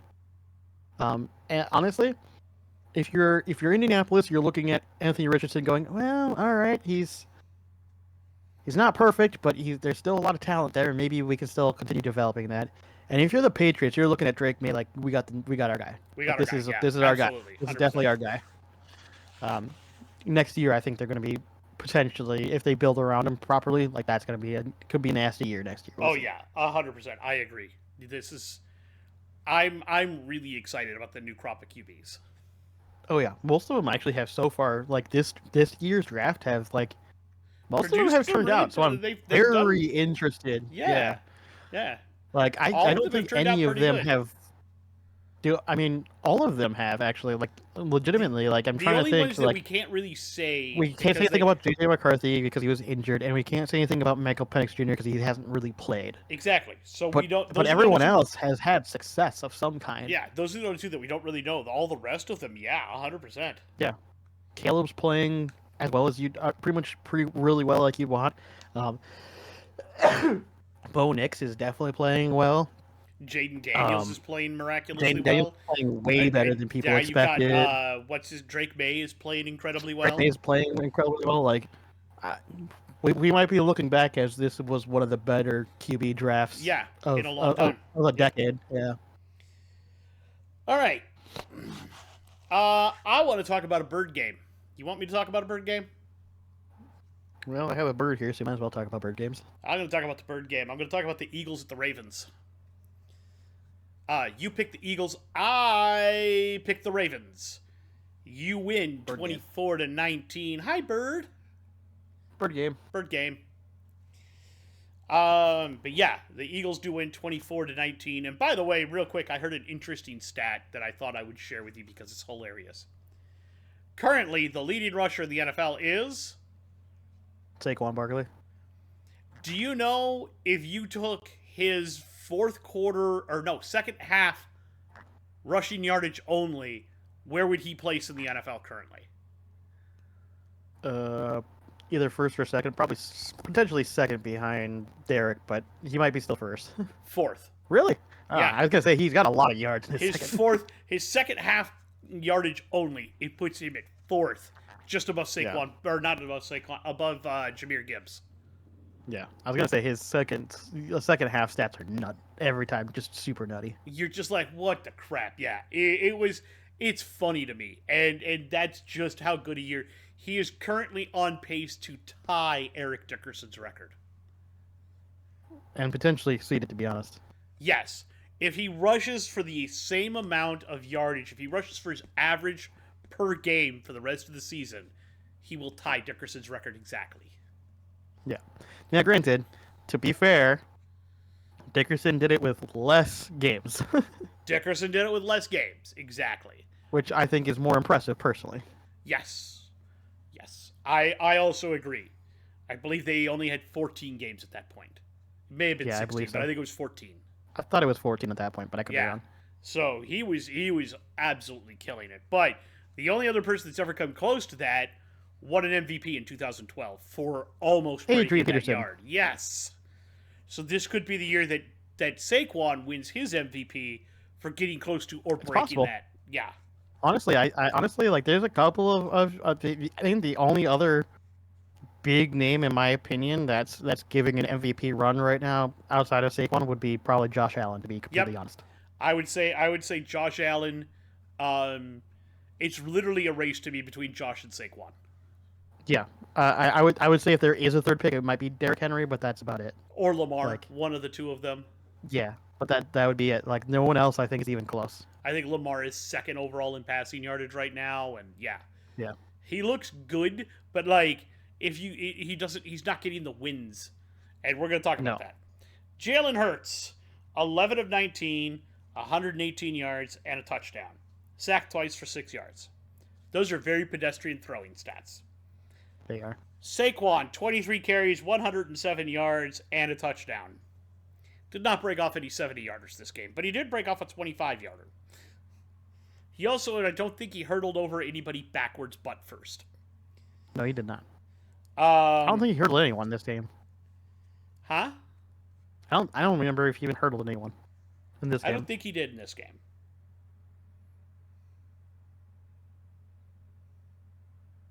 Okay. That's what that was. All right. Then Jalen Hurts had 9 carries for 29 yards and a touchdown. And Shipley had 1 carry for 4 yards. A.J. Brown, 5 catches, 66 yards. Dallas Goedert, 3 for 35 and a touchdown. Saquon Barkley, 2 for 10. Jahan Dodson, 1 for 7. And then Paris Campbell and Britton Covey did not haul in their targets. Barkley fumbled and recovered. Hurts fumbled and recovered. Defensively, Zach Bond, 13 carries, 8 of them solo, half a sack. Nolan Smith Jr. had a sack. Jalen Carter had a sack. And Jalix Hunt had half a sack. That rounds them out at 3 total sacks.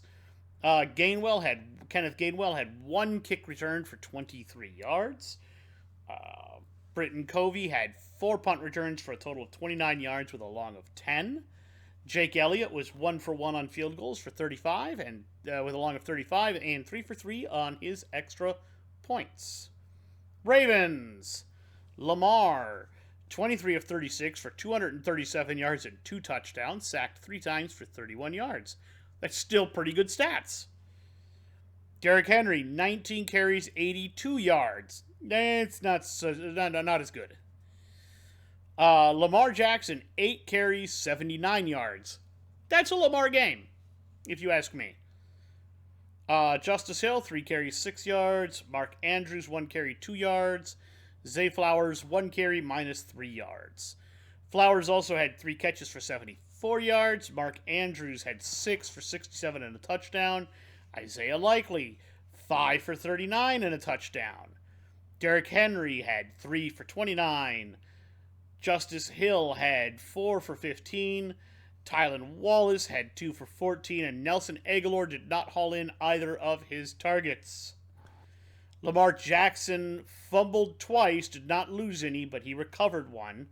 Tylan Wallace fumbled and recovered, and Ronnie Staley recovered. Roquan Smith had 11 total tackles. 2 of them were solo and half a sack. Broderick Washington had a sack, and Marlon Humphrey had half a sack. They did not have any interceptions. Rasheen Ali had 2 kick returns for a total of 62 yards with a long of 38. Tylan Wallace had 2 punt returns for a total of 16 yards with a long of 11. And here's the one that hurts. Justin Tucker. 2 of 4 on his field goals with a long of 50 and 1 of 2 on his extra points. He missed an entire total of a touchdown. If you add that 7 points in, the Ravens win. 26-24. I don't know what's going wrong with Tucker this year, but he is not what he has been. So I don't know if he's injured. I don't know if he just doesn't have the confidence. I don't know what's going on. Whatever it is, he needs to figure that crap out because he is not looking good this year.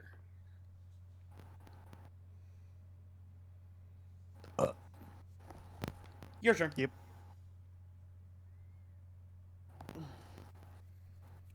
Hello, Burb. Yeah, I'm talking to you. I know he can't hear me. He don't care.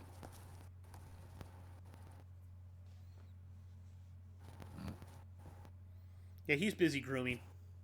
Yep. Let's talk about a big landslide game instead. Because why not? Get it out of the way. I think I know which one you're going to talk about. Tennessee at Commanders. Yep. Commanders win 42-19. I may have picked Tennessee this game. And you may have picked Washington. I don't know why. Because they had a really good game the week before. I don't think that was them having a really good game as much as the Texans having a really bad game. Okay, yeah, I think you're probably right. All right, let's start with the Tennessee. You sneezed in my eye. Dickhead. Why would you do that? All right, let's start with Will Levis. 18 of 37 passing, 212 yards, 2 touchdowns, no picks. Rushing, Tony Pollard, 8 for 35. Tajay Spears, 1 for 3. Will Levis, 2 for -3. Their team rushing overalls was 11 rushing attempts for 35 yards. um, guys, I think somebody forgot to tell you you need to also rush the ball on offense. Otherwise, you can't get anything done. Try that again. That Calvin was Ridley. definitely not good. No. Calvin Ridley, 2 catches for 45 yards. Chiga Okonkwo, 3 for 27. Nick Westbrook-Akine, 3 for 61 and 2 touchdowns. That dude is not always catching the ball and everything, but when he is, it's for a touchdown. Yeah, it reminds me of like the time of like Chris Carter. All he can do is catch touchdowns. Yeah, can't do anything else. Catch touchdowns though. Tony Pollard, 4 for 33 and Tyler Boyd, 3 for 37. God, my eye. Why? Ugh. That's gonna be bothering me now. Thanks what you do.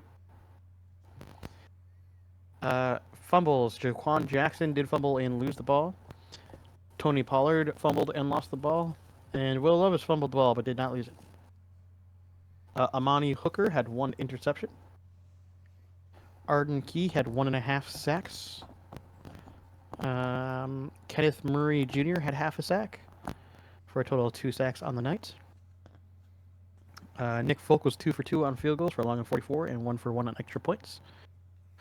Kickoff returns, Jaquan Jackson had 1 for 13 yards.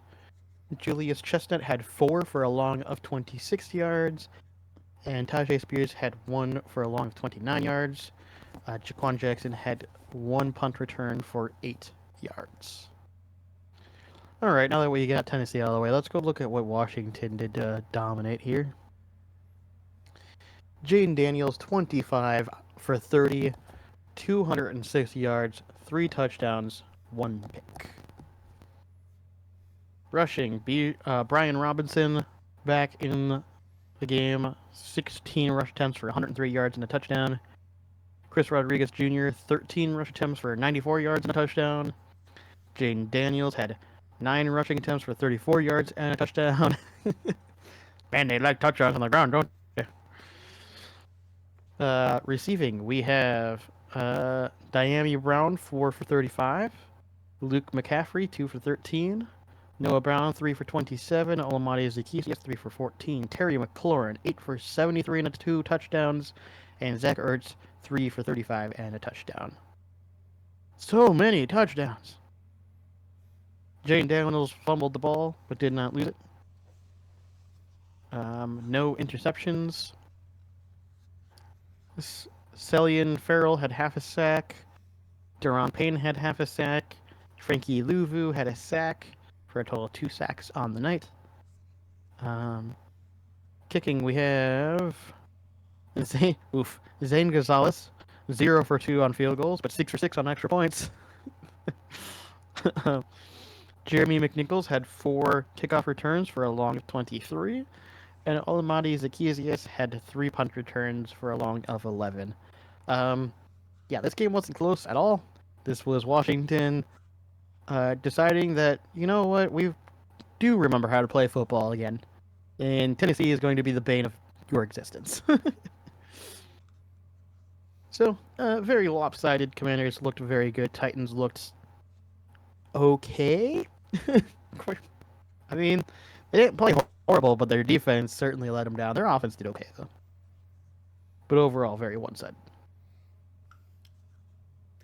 All right. I think I'm going to do it. I'm going to bite the bullet. I'm going to bite the bullet, and I'm going to talk about the Everbank Exchange. Sorry, I wanted to come up with a classy thing like Malice at the Palace. We're going to talk about... it didn't really work out. I'm sorry. I tried. We're going to talk about Houston at Jacksonville. Honestly, with how close that game was, I almost want to say that if Trevor Lawrence hadn't gone out, they actually might have won that game. I agree, which is why I want to talk about it as well. Yeah. So we're going to start with Houston, though. And we're going to start with C.J. Stroud, of course. CJ Stroud, 22 of 34, 242 yards, 1 touchdown, sacked twice for 24 yards. Rushing, Joe Mixon, 20 carries, 101 yards, and a touchdown. Stroud did run 5 times for a total of 7 yards. Receiving, Nico Collins, 8 catches, 119 yards, but no touchdowns. Dalton Schultz, 5 for 61 and a touchdown. Tank Dell, 1 for 23. Mixon, 4 for 18. John Mechie III, 2 for 16. Cade Stover, he had 1 for 4. Damian Pierce was 1 for 1. And Robert Woods did not haul in his target.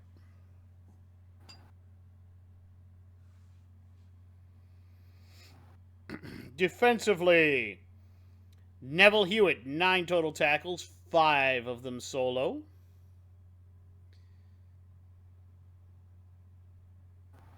They did not come up with any sacks. Derek Stingley Jr. did have an interception. They did not have any kick returns, but Tank Dell had 1 punt return for 14 yards. Woods had 2 for 13 yards with a long of 10. Fairbairn 3 for 3 on field goals with a long of 53 and 2 for 2 on extra points. Jags. So starting, Mac Jones was 20 of 32 for 235 yards and 2 touchdowns, no interceptions, was not sacked. And Trevor Lawrence was 4 of 10 for 41 yards and an interception. So I'm not sure that Lawrence staying in was a good thing. Rushing, Etienne Jr., 13 carries, 46 yards. Tank Bigsby, 7 for 26. Brian Thomas Jr., 1 for 11. Trevor Lawrence, 1 for, I believe it says 6 yards. And Nick Jones, 3 for 6 yards. Receiving, Parker Washington, 6 for 103 and a touchdown. Brian Thomas Jr., 4 for 78 and a touchdown. Evan Ingram, 7 for 41. Devin Duvernay, 2 for 23. Brenton Strange, 1 for 14. Etienne Jr., 3 for 12. Bigsby, 1 for 7. And Lucas Farrell did not haul in his target. Mitch Morse did fumble but did not lose it. And Mac Jones recovered. Defensively, Darnell Savage had 7 total tackles. All of them were solo.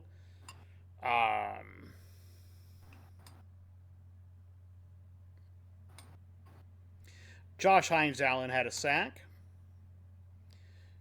Trayvon Walker had a sack. And those were the only 2 sacks. They did not have any interceptions. In terms of kick returns, Devin Duvernay took 3 for 68 with a long of 25. And Tim Jones had 1 for 20. Punt returns, Duvernay had 1 for a total of 5 yards. And kicking, Cam Little went 2 of 3 with a long of 33. And that's it. Did not kick any extra points. So, yeah, that game was pretty close. And I think Mac outplayed Trevor. I don't know if Trevor would have gotten it going. I was going to say it's hard to say. It's really hard to say if Trevor would have gotten it going. But Mac came in and played a very good game, so you can't say that the loss is due to Mac Jones coming in. No. So, they still played a good game even with Mac Jones back there. So, it's your turn. Okie dokie.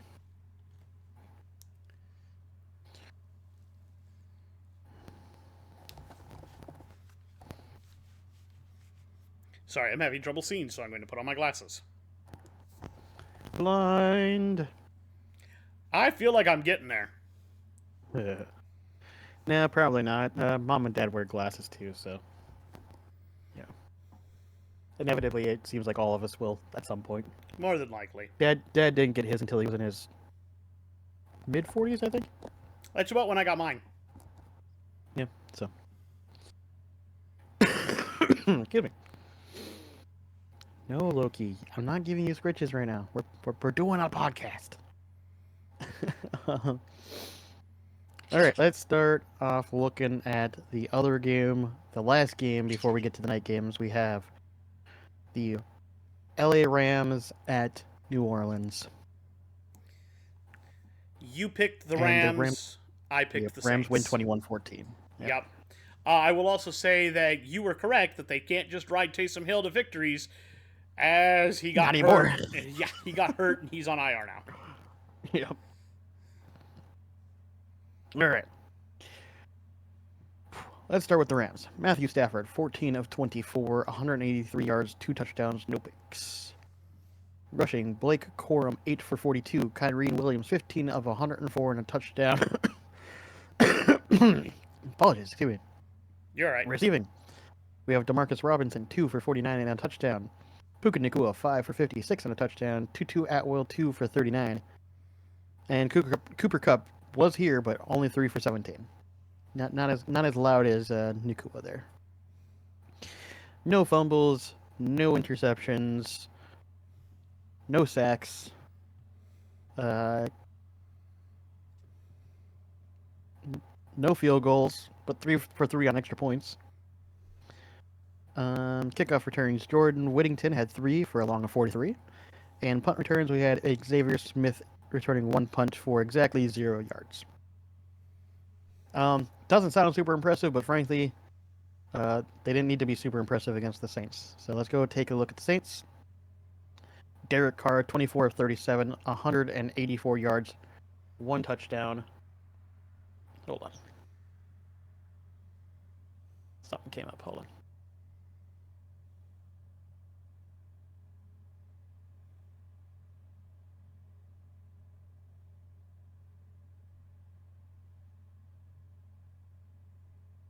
Mm-hmm.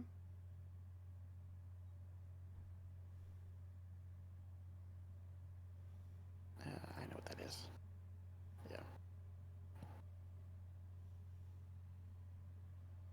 We can set that. Yeah. Okay. Sorry, I had something pop up on my screen for a second that I had to take care of. Anyways, rushing, we have Alvin Kamara, 23 attempts for 112 yards. Derek Carr had 2 rushing attempts for 12 yards. Taysom Hill had 5 rushing attempts for 10 yards. I assume at one of those is what probably injured him. Receiving, Cedric Wilson Jr., 1 for 19. Jawan Johnson, 5 for 36. Kevin Austin Jr., 3 for 31. Marcus Valdes-Scantling, 2 for 36 and a touchdown. And then Taysom Hill, 5 for 37. No fumbles, no interceptions. Brian Breesy had 1 sack. Nathan Shepard had a sack for 2 sacks on the night. Blake Grupe was 2 for 3 on field goals for a long of 54. No kickoff returns, and no punt returns. Mm-hmm. Wait, they had 14. They had 2 touchdowns, right? Yeah, the Saints did. 1 touchdown, 1 touchdown. Why does it not say Blake Grupe had... It's not showing that he had any extra points. It says no extra points. That weird. would mean that they failed on a 2-point and made a 2-point. Or, no, 2 field goals. No, they had 2 field goals. 2 field goals Yeah. and a 2-point conversion. Yeah, that's weird. But it says 0 for 0 on extra points, meaning that they didn't even try to kick extra points. Nope, they went, because they only scored 1 touchdown. I thought it was 2 touchdowns. Nope, 1 touchdown. 2 field goals. Yeah, 1 receiving touchdown and no rushing touchdown. That's right. Yep, they had 2 field goals and 1 touchdown that they went for 2 on. That's so weird. Well, it tied the game at it was 14-6 game when they scored that. It was 14-14. Okay. It's still wow. Okay, sorry. It just looked really weird because I was It like looks 14. That's really normally two weird, and then you touchdowns. go, Yeah, "Oh no, wait, now I know." yeah. That's just weird. All right. But yeah. Overall, the Rams just did well enough to win. I'm almost kind of curious at this point. I believe with the Cardinals losing, that actually gives them a chance to still win their division, which is weird. They're not out of playoff contention yet. They're still very much Neither in the it in their Cards nor the division. Rams are out of playoff contention yet. No. The Hell, Seahawks technically lead. the Seahawks are still not. Well, no, the Seahawks definitely aren't because they lead their division. I know that's what I'm saying, but I think it's just so close amongst all three of them, though, isn't it? Yeah, I believe it's a 7-5 and a pair of 6-6s. Yeah, like the only and then I think the 49ers are like five Five and and something, 7. right? So like it's Even they're not yeah, technically out of it yet. no, but with their newest injuries and everything going on, I Yeah. think they're pretty much done. But it is weird to see that division in particular is so open in this way. It's very bizarre. Normally, Anyways, you would think that somebody like Frisco would have already sewn this up, but they haven't played well all year. they have not played well. To be fair, they've been having just constant injuries all over the place. Yes. So, And all right, I'll let you. talk about the snow game. I was gonna say whichever game you want to take on. I'm taking the snow game. Fair enough. Go ahead. I had the snow game last week. So or was it last week? I think It it was was last last week. right? I'm Yeah, gonna I take had the that one snow last game time, this so. week, and as I texted you when this started going off, this was a Buffalo football game. Oh, 100%. Yeah. To be fair, once we saw the stadium filled with snow, in the morning, I immediately went, yeah, I don't think the 49ers are probably winning Yeah, this no, game. this is a Buffalo game, and it turned out to be right. Because we had both picked Buffalo, they win 35-10. Uh, let's get into it because there was some schoolyard BS plays too that were fun to watch. Oh, Buffalo, it was very clear the Bills were not taking it that seriously about halfway through the game. If you're talking about the play, I think you're talking about 100%. Yeah. It's the one where Josh Allen hit his receiver, who was then kind of getting gang tackled, but he managed to turn around and he flipped the ball backwards to Josh Allen, who then ran it in for a touchdown because of short yardage. Like, Just exactly. like it's something you would see on the school grounds, you know? Yep.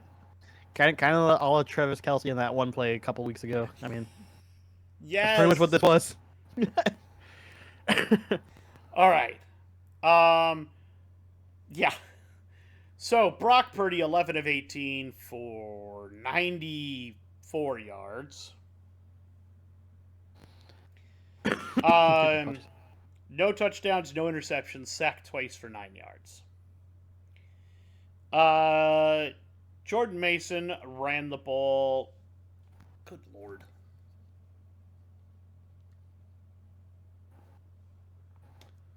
Sorry. Jordan Mason ran the ball 13 times for 78 total yards. Did not get a touchdown. CMC ran the ball 7 times for 53 yards. No touchdown. Isaac Garando, 4 carries, 19 yards, and a touchdown. Brock Purdy, 2 for 4. Juszczyk, 1 for -1. Jawan Jennings caught 3 balls for 56 yards. Deebo Samuel, 4 for 20. CMC, 2 for 14. Kittle, 1 for 7.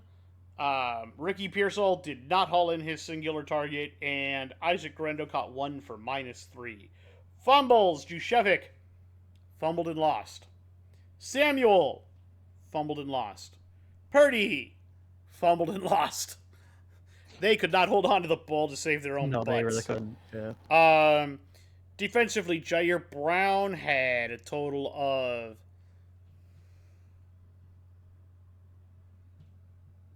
sorry.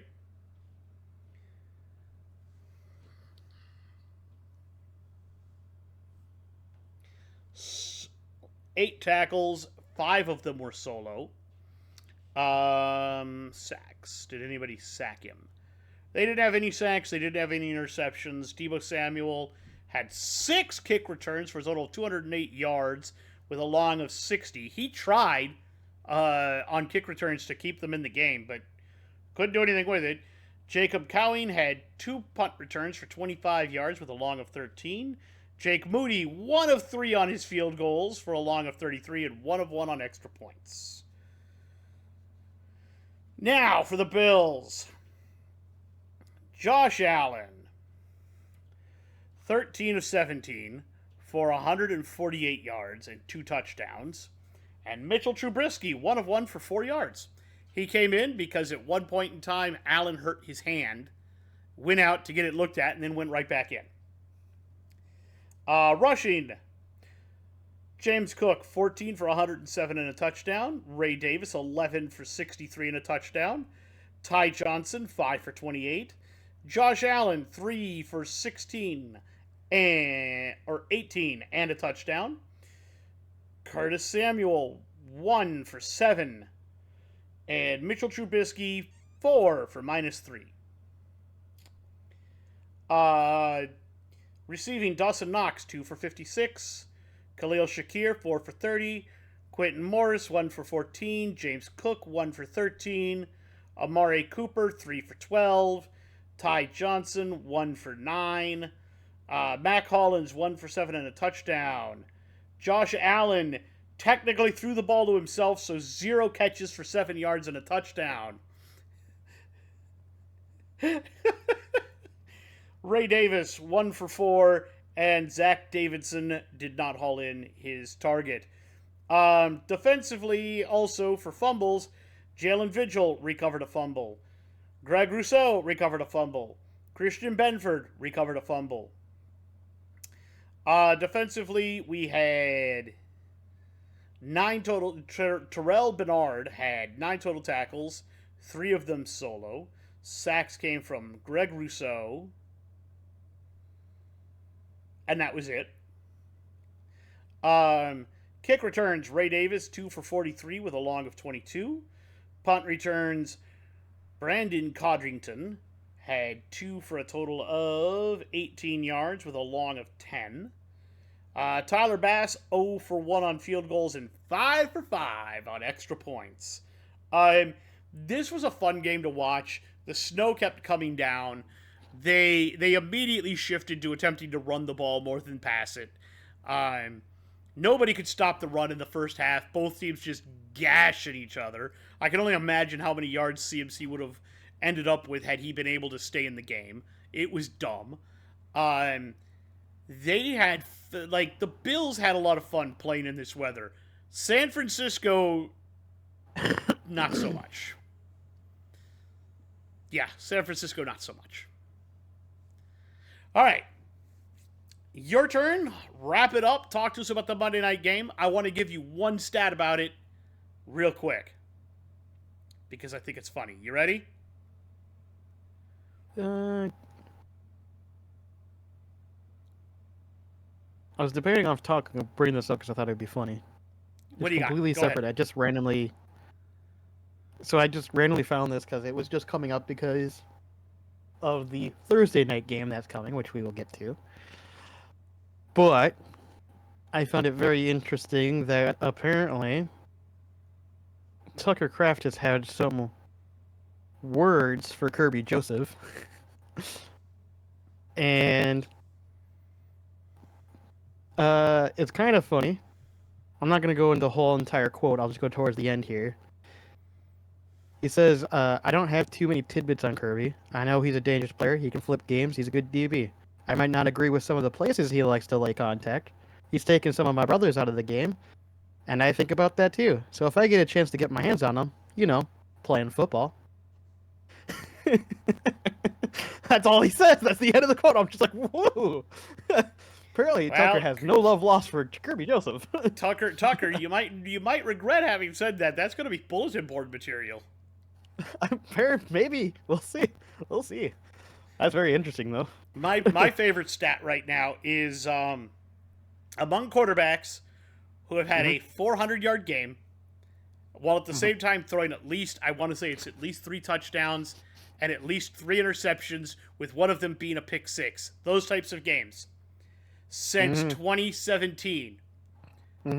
Jameis Winston has 3 of them. The rest of the league combined has 3 of them. Jameis Winston is a fucking roller coaster, dude. Dude, Jameis Winston is my...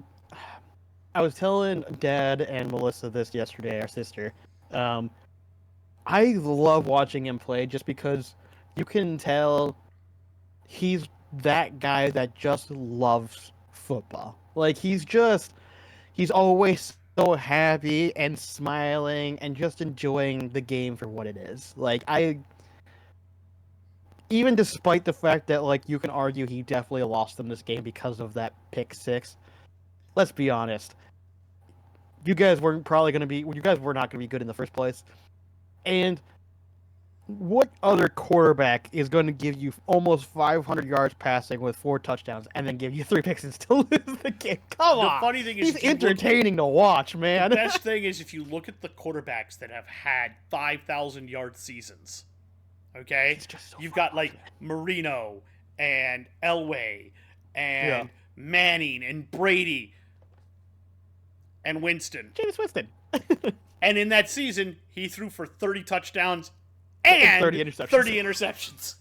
What the fuck? I mean, dude, Jameis is just one of those, like... He's a pure gunslinger. We make fun of Favre for being a gunslinger. I think Jameis Winston is a better example of a pure gunslinger. Yes. He just gonna throw it up, and you pray to God you can come down with that ball. Yeah, because he does not care. He'll throw it into double coverage. And the thing is, he throws a great ball. He does. I just wish he would just be a little bit smarter sometimes with when he throws the ball. Like, that's the only problem he's ever had. He's great athletically. His teammates love him to death. He's a great dude. He just needs to be a little smarter with the football. That's all it is. Yes, it makes me laugh. I feel so bad for it. Anyways, let's talk stats. Like we already pointed out, Jameis Winston, 34 of 58, 497 yards, 4 touchdowns, 3 interceptions. It's such a crazy stat. I mean, I don't even know. Is that a great stat? Is that a bad? I don't even know what to tell you. Was that a great game? Was that a bad game? Bad. I don't know. It's greatly bad. It's rushing, horribly great. Horribly great, pretty much. Rushing, we have Jerome Ford. No, Loki, what the hell are you doing? Jerome Ford, 9 for 41. Nick Chubb, 9 for 21. Jameis Winston, 3 for 11. Like, they didn't get much of a rushing game. I mean, their total rushing stats was 23 for 77. Yeah, they didn't look like crap. They didn't really rush very well at all. But let's look at receiving. David Njoku, 9 for 52 and 2 touchdowns. Elijah Moore, 8 for 111. Jerome Ford, 1 for 21. Jerry Jeudy, 9 for 235 yards and a touchdown. What the fuck? He came back to Denver and was like, I own you. Actually, I think they said on air, and I could be wrong, I believe they said that he broke the NFL record for being a wide receiver that took on his team and posted as many yards as he did. Yes. If I remember right. His ex-team posting as many yards as he did. Yes. Yeah. Mike Woods, 3 for 43. Nick Chubb, 2 for 24 and a touchdown. Yeah, just ridiculous. No fumbles. Denzel Ward had an interception, and Greg Newsome II had an interception. Don't know if any of those were for touchdowns. I don't think so. I think my very favorite thing about the touchdown from Jeudy, his big long ball came literally right after Mims burned the Browns for a simple long ball. It was like immediately right after. Yeah. I was just like, what? Are they gonna guard either of these guys? Nope. And listen, based on the score, I mean, in case we didn't already bring that up, Denver did win over Cleveland, 41-32. Like, there was no defense. Denver, by the way, there was no defense played. No defense played. None. Speaking of defense, any sacks? How shocking! No. Kicking. Let's see here. Dustin Hopkins, 1 for 2 for a long of 45, 3 for 3 extra points. Kickoff returns, Jerome Ford had 1 for 21 yards. Punt returns, we had Jalen Darden, 2 for a long of 8. Let's go look at Denver stats now that we're done laughing at I do want to point one thing out because Winston was sacked, and Yes. The sack that he took should have been quarterback, roughing the quarterback. Because so one of the guys had him like by the jersey and he was coming over this way and he tried to get up this way and throw, and the other guy came in, led with his helmet, went helmet to helmet on him, wound up actually knocking his helmet halfway off his head, and he didn't get called. Now, yeah, that was near the end of the game. Also, the refs missed an obvious, and even Sean Payton was like, "What are you looking at?" Missed an incredibly obvious false start on Cleveland, and you're just like, whatever. But yeah, I'm not shocked by that Monday Night Ref Crew. I gave Monday Night Ref Crew last week props. This one, total shits, horrible. Don't worry, we'll get into that later. Don't worry, we'll get into that. Now let's look at Denver's stats. Bo Nix, 18 of 35, 294 yards, 1 touchdown, 2 picks. Not a great game by him, but certainly not a bad game. Rushing, we have Jalen McLaughlin, 14 for 84. Javonte Williams, 4 for 1 yard and 1 touchdown. I'm sorry, that's funny. Oh, this is even funnier. Michael Burton, 1 rushing attempt for 1 yard for 1 touchdown. Love it. Receiving, Cortland Sutton, 6 for 102 yards. Lucas Kroll, 3 for 24. Marvin Mims Jr., 3 for 105 yards and a touchdown. And Troy Franklin, 2 for 28. No fumbles. Cody Barton had an interception. Jaquan McMillan had an interception. Nick Bonito had an interception. By the way, just for the funsies of this, because our dad is very silly, he saw Nick Bonito's name pop up on the TV when he was walking past, and his first thing he said was, "Nick Burrito?" now everyone in the house calls him Nick Burrito and not awesome. Nick Bonito. So he is now Nick Burrito. And I believe, correct me if I'm wrong, I'm pretty sure, yep, Jaquan McMillan, his interception was a pick 6, and so was Nick Burrito's. Let's look at sacks. Jonathan Ellis had a sack. Jonathan Cooper had a sack. Nick Burrito had a sack. So not only did Nick Burrito have a sack, but he also had a pick 6. That's just gross. Kicking, we have Will Lutz 2 for 2 for the long of 36 and 5 for 5 on extra points. No kickoff returns, and Marvin Mims had 1 punt return for 10 yards. Yeah, this was a crazy fun game to watch, if nothing else. Like it wasn't a great game, but it was really fun to watch. Like almost in some ways, a game like that is just more fun to watch than anything else, in my opinion. That game was just entertaining as hell. Mm-hmm. All right, well, that finishes up the week. I think it's time to tell some people that they are very dirty and they need to wash up in the shower. That's fair. That's fair? That's fair. That's fair. I'll start. Justin Tucker, hit the showers. You literally cost your team the game. That's fair. Aaron Jones hit the showers. For the fumbles? For the fumbles. Yeah, but he also caught the game-winning touchdown. I know, but those fumbles, man. We wouldn't have been in that position if he didn't fumble the ball so much. Kirk Cousins hit the showers. That was a really bad game. That was a bad game. That was awful. This feels weird to say, but Jameis Winston hit the showers? I mean, you played well, but you gotta stop them picks, man! Daniel Carlson hit the showers. I'm sorry, my dude. Look, I feel for you, but you were 1 of 4. If you hit any one of those other 3, you guys win the game! True. I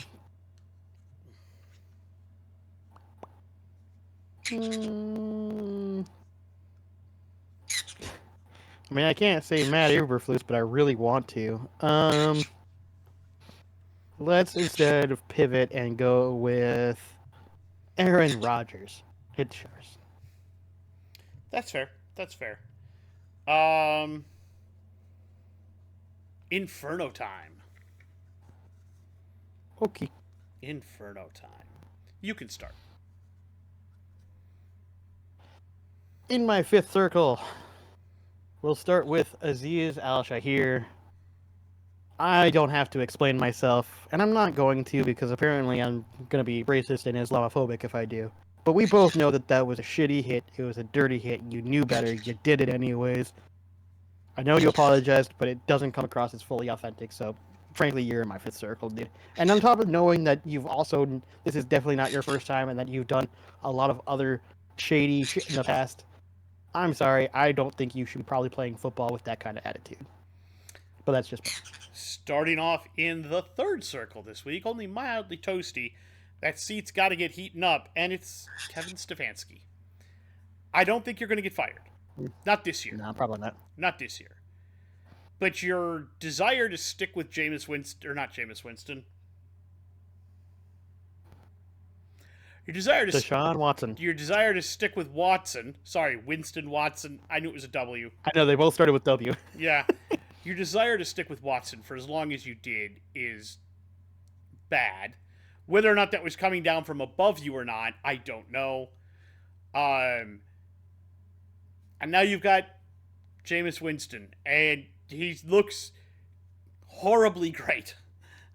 I don't know what to say to you guys, but whatever magic you had last year, whatever ingenious shit you came up with, it ain't working this year.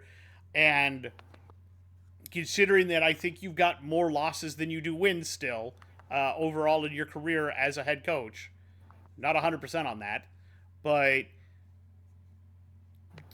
just the Browns, they're probably looking to maybe make a change, so they might stick with you longer than they should, but we'll see. Your seat's got to be getting a little bit lightly toasted at this point.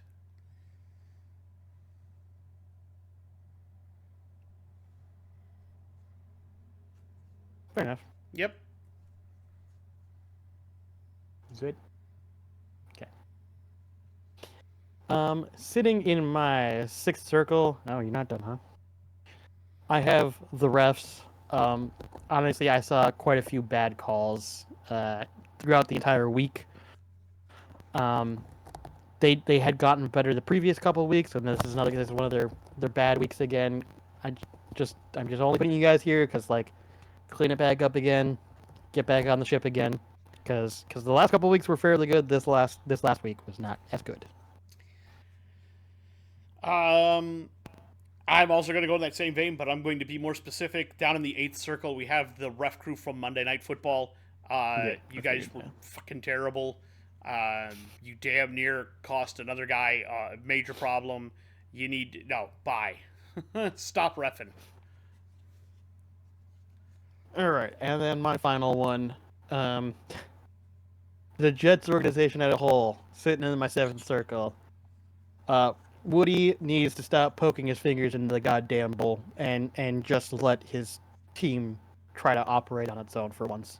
Because honestly, I think the Jets are cursed because Woody won't stop sticking his fucking fingers in the pie. In the super secret, ultra sanctioned 11th circle, Aziz Al Shahir. Yeah, you went heavier than I did. I went way heavier than you did, and because I'm lumping in that awful apology where you called everybody Islamophobic and racist, where you tried to incite a riot and a fight as you got off the field. That absolutely the hit itself was bad. Everything you did afterwards makes it worse. Yeah. The non-apology apology.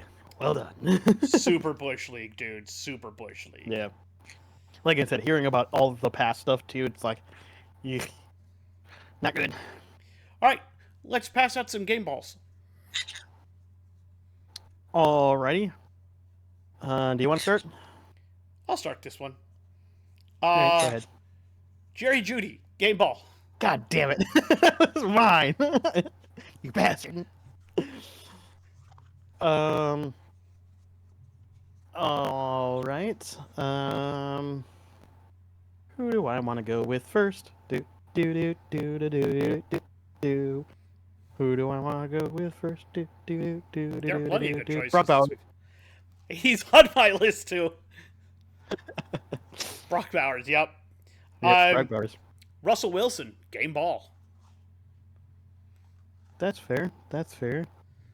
Do do do do. Do I want to go with? Do I do this? I could go with this, right?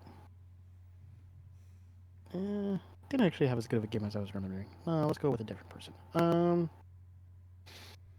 Do do do do. Doobie doobie. Do do do do. Doobie, I mean, just for the giggles of it, Josh Allen. That's not bad. You know what? Caleb Williams, you lost, but you still had a really good game. Game ball. True. That's fair. That's totally fair. Totally fair. Let's go with a classic. Saquon Barkley. You get a game ball. Yeah. You could have also thrown in Jaden Daniels. Could have. I was debating him. He was on He my had a list. good day. All right. Hot potatoes? Yeah, I'm gonna have to think a little bit. Well, So I'll let you go I've got first. some here. I'll let you go Which first. I'll one do think I a want to little start with first? Which potato do I want to throw at you? Maybe Aaron Rodgers should just retire at the end of the season.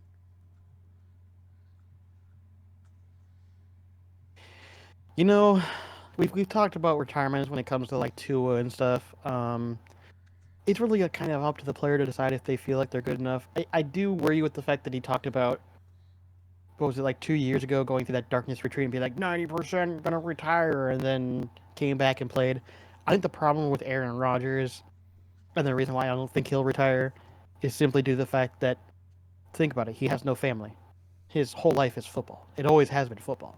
He doesn't know anything but football. What else would he do? He'd do what Tom Brady does and commentate on football and buy into ownership of a team. I don't know if people like him enough for that, though. That's the No, only but problem if he with bought that. into ownership of a team, he could run football. He could coach football. You just don't need to be Maybe. playing football anymore because you're not good at it anymore. Maybe. But I don't think he'll retire. Now, as to if he should, again, I want to. I weirdly want to be that guy that still looks at it and goes, he had an injury. He just came back from an injury. Of course, he was going to have a lot of rust. Let's see what he does next year. I kind of want that to be a thing. But at the same time, I don't want that to be a thing. So, I don't know. Okay. I'm in two minds on it. I'm not convinced one way or the other, to be honest, still. Because it's Aaron Rodgers. It's just hard. It's just too hard. It really is. You just don't know what he's going to do or what he's feeling. I will say, if you're a Jets fan, you probably want him to move on so you can get somebody else in there. So I can understand that. All right, I got a potato for you. Maybe, just maybe.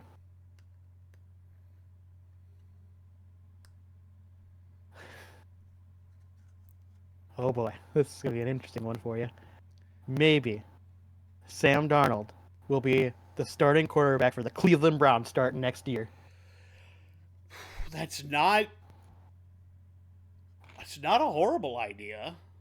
And think about it, Kevin Stefanski did come from the Vikings, so that there's already a connection well before slightly KOC, but still. Yes, but there's still kind of a slight connection there, right? There's a slight connection Offensively, you could argue that he's more offensive minded, just like at KOC. I don't disagree. I'm certain he'll be starting somewhere. I just don't think it'll be in Minnesota. No, that's why I brought the Bears. As crazy as that sounds, I mean, he'd have to win the Super Bowl to stay the starter in Minnesota. I think just making the Super Bowl would have to. You could stay the starter with that, but that would I'll buy that without that happening. I just don't think so. Yeah, even if he makes it to the NFC Championship game, I don't see him sticking that's around because we've got McCarthy is definitely the guy. Yeah. Yeah. So yeah, Browns. Yeah. There are a couple of places he could go, but Browns is definitely on the list. So I won't say that's an impossibility. Whenever if I think about it from the perspective of like Sam Darnold too, because he'll have the option to choose, right? I think he's going to pick there a are place that's great already got receivers good. with the Browns too. Yeah, That's he's the going to other pick a thing. place that's already kind of built and ready to go. Yeah, 100%. Kind of like the Vikings were. It would make sense. Yes, 100%. Maybe we're going to have one more head coach fired in season this year. I could see it, but the only one that makes the most sense would be Doug Peterson at the moment. I agree with that. I'm not saying that that's... No, I'm just trying to think logistically who else would be on that chopping block, right? So the one that's obvious to me is Doug Peterson. I've heard rumors that the 49ers are kind of mad with Shanahan, so I'd be shocked, but apparently not impossible. I don't think. I'm trying to think who else is Shane low down. Steichen. Tennessee. I just don't think Tennessee will move on. I don't think the Panthers will move on. The Colts could, but there's been enough progress that I don't think they move on. The Raiders with Pierce. That's possible, but with how many issues they've been having, they might give him some leeway there. Mm-hmm. And then the Falcons, especially after that 4-interception game from Kirk. That was bad, of course. That's possible, but again, isn't this his first year still? So it's his first year as well. Seems like I would normally put Brian Dable on that list, but it's very much. It sounds like they want to keep him. Brian Dable. Yeah. So the one that makes the most sense is Doug. Kyle apparently is possible, but I'd be shocked. I'd be super shocked. So I'll eat it with the expectation it's going to be Doug, but at this point in the season, they might just wait out until the end of the year. To be fair. They might, but if they get embarrassed, one that's going to happen, it's probably going to be him. To be honest. Yeah, I would say if they get embarrassed again, it'll be him. All right, I got another one for you. Go ahead. Maybe. Just maybe. Daniel Jones, we are starting quarterback next year. No, not going for that. McCarthy should be fully healed by then. Should be, is the key terms there. Yeah, he should be fully healed and ready to go, provided he doesn't get hurt in the preseason again. I think he's starting next year, and I think Daniel Jones is backing him up. Which, let's be honest, it's a pretty good backup. Actually, I think Daniel Jones is probably on a different team next year. No, I don't think so. Actually, from everything I've heard, it sounds like they want to keep him for QB2 at bare minimum because they don't think they'll keep Sam. I do think they want to keep him, but I don't know if he wants to stay in Minnesota. That's going to be. He chose Minnesota on purpose. From everything I've heard, it sounds like he actually is willing to stay just because he wants to be an organization. It's pretty much his keywords. If he's willing to stay, then I think he could be our QB2 next year. He'll be our backup. Yep. All right, you ready? I put some Tabasco on. That's the current rumor, anyways, as far as that goes. I put some Tabasco on this one. Maybe. Just maybe. Outside chance. The Baltimore Ravens are going to miss the playoffs? No. No, they're not going to miss playoffs. They definitely are dropping, and my biggest concern with them is the fact that for whatever reason they have a hard time against good caliber opponents, which is very concerning. But I don't think they're going to miss playoffs. There's too many. If you look at their schedule, I just think there's too many easy wins for them. I'd be shocked for them to miss playoffs. I'm just curious. I'm going to look. I want to know who's coming up for them. The Giants, they're probably going to win. The Steelers, they generally don't play well against the Steelers, so they could lose that. I think they'll win it. They've also got the Texans, who could beat them. Texans have been playing bad the last couple of weeks. I don't think so. That's not until literally Christmas Day. I know. So they have time to turn that around. And then they end with the Browns. Which, again, they probably should win that game. So they're probably going to lose at least one to the Steelers. But you also that's a 50-50 game for me, but I do think that, they're likely to lose one, but I think they're going to win out the rest, in my opinion. You've also got the Chargers at 8-4 and Denver at 8-5 in their division. Those they should, again. Because, again, the Chargers won, that's a Harbaugh game, right? Like he already won the first one. I would be shocked if he loses the second one, but it's possible. No, they're not going to play them again. I'm just saying in AFC West. Oh, those are two other teams that are looking for a wild card spot. And if the Ravens slip too much, it's possible one of those teams jumps in. They could, but don't. I was going to say that's possible, but don't forget that they've already won against the Chargers, so they already have the breaker over them. Yes, the breaker for them. Yep. So, I think it'd be unlikely. They'd have to. I think for them to miss the playoffs, they'd have to probably lose out the rest of their games. To be mostly completely honest with you, I actually think it would have to be something like the Chargers win out and the Ravens lose one, because at that point the Chargers would have more wins than the Ravens. Yeah, probably something like that. But I just don't think that's probably going to happen. But that's just me. I agree, because the Chargers still have to play the Chiefs. Yeah. So we'll see. And their voodoo black magic. Yeah, we'll see. We'll see on that. All right, I gotta think of my last one here.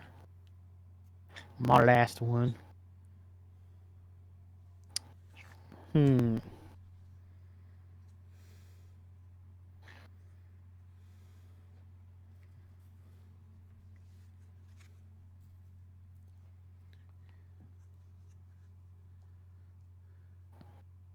I mean, what are the odds of that one? That's such a low risk one. Like, come on, let's think of something better.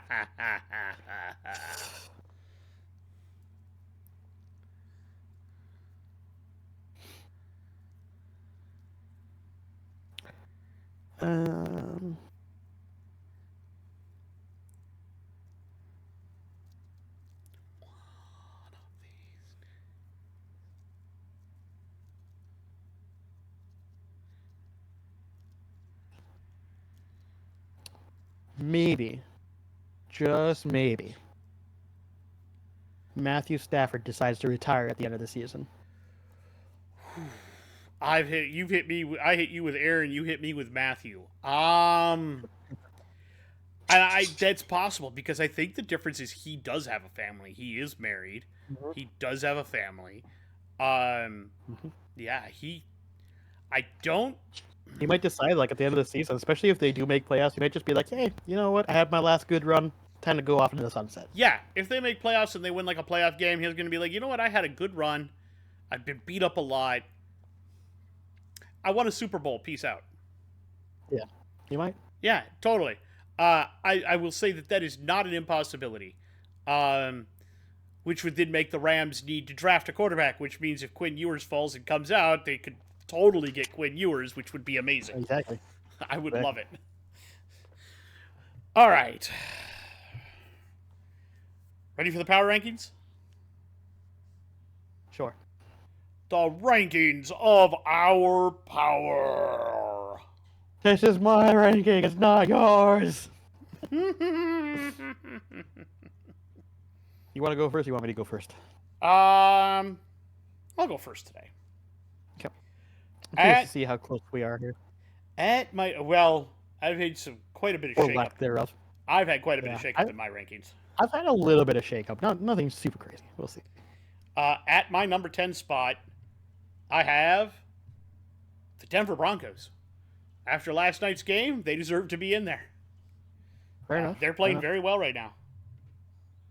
That makes sense. At my number 10, I have the Washington Commanders. You might be saying, why are they so low down? I mean, they beat up on a bad opponent, and the previous week they were a little rough. And I mean, they're good. I just, there's a lot of other teams that I think. Honestly, between the Broncos and the Commanders, I could have gone either way. So I'm not mad at there's just so many good teams. It was hard to, for me to, My number 9, the LA Chargers, moving up a little bit. You guys are still winning. Wasn't an impressive win, but it was a win. If you beat the Chiefs, you'll take a good jump. That's fair. At number 9, I have the Denver Broncos. I actually have been very impressed with the Broncos at this moment. I have them actually a little, like I said, one spot higher than you did. I was debating on having the Commanders or Broncos pretty much in this area. I basically decided that Broncos, I think, was just a little bit more impressive of a win over the Commanders, regardless of the fact that their defense was a little suspect. At number 8, slipping down my rankings pretty far, I have the Baltimore Ravens. I am very worried about your defense. You did get walloped by the Eagles. Justin Tucker can't seem to find the uprights anymore. Um, you guys have got some problems, and I think this upcoming bye is going to help you, and hopefully you guys can fix whatever the hell is going on. But right now, you guys are suspect. You're not in danger of falling out of the rankings, but there's so many teams playing better football than you right now that you cannot be higher than this. In my opinion. No, I get it. At number 8, I have the Chargers. They've been playing really well. I'm very impressed with the Chargers. They have continued to play well. Now, whether or not they'll hold on to this spot for very long, we'll see.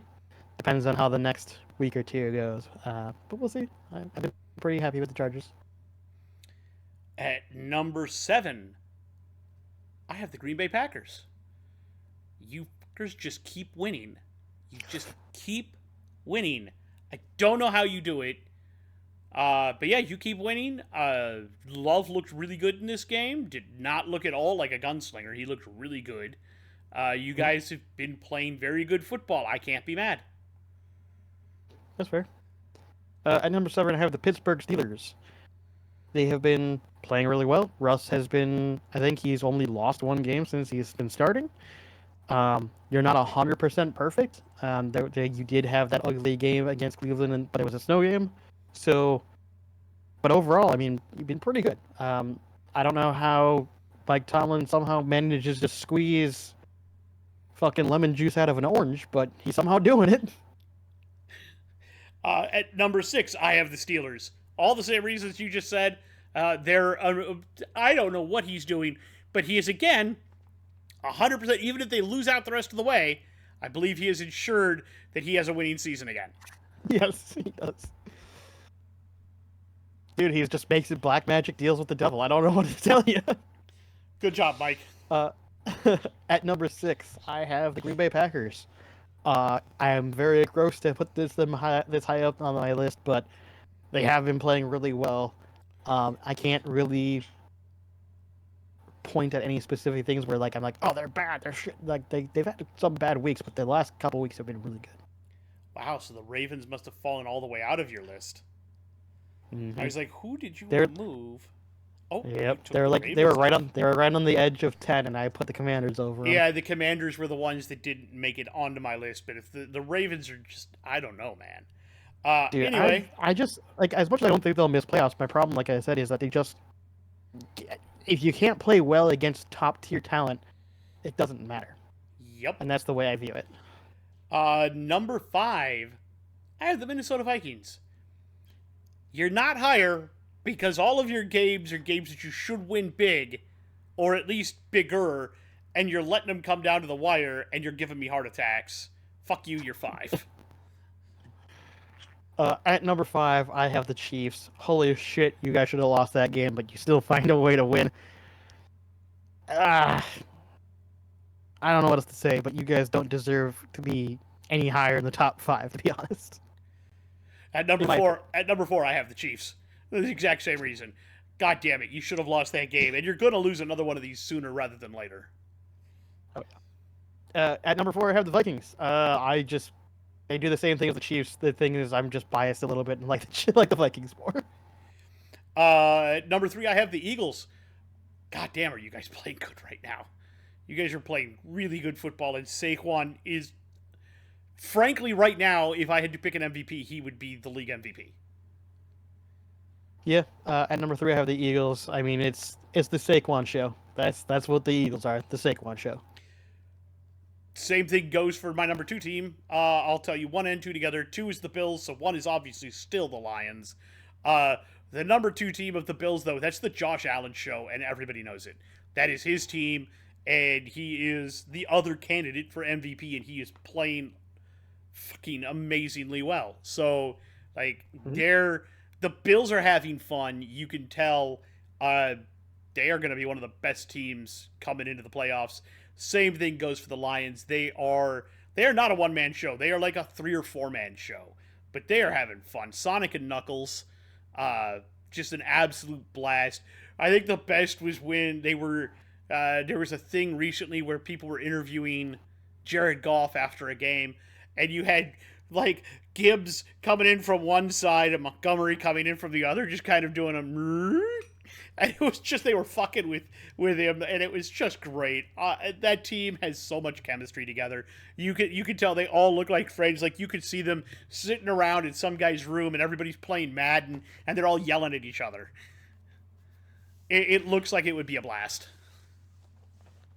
So, as for my 1 and 2, I actually had the Lions at 2 and the Bills at 1. I'm giving the Lions a major hard time for getting that Bears game as close as it should have.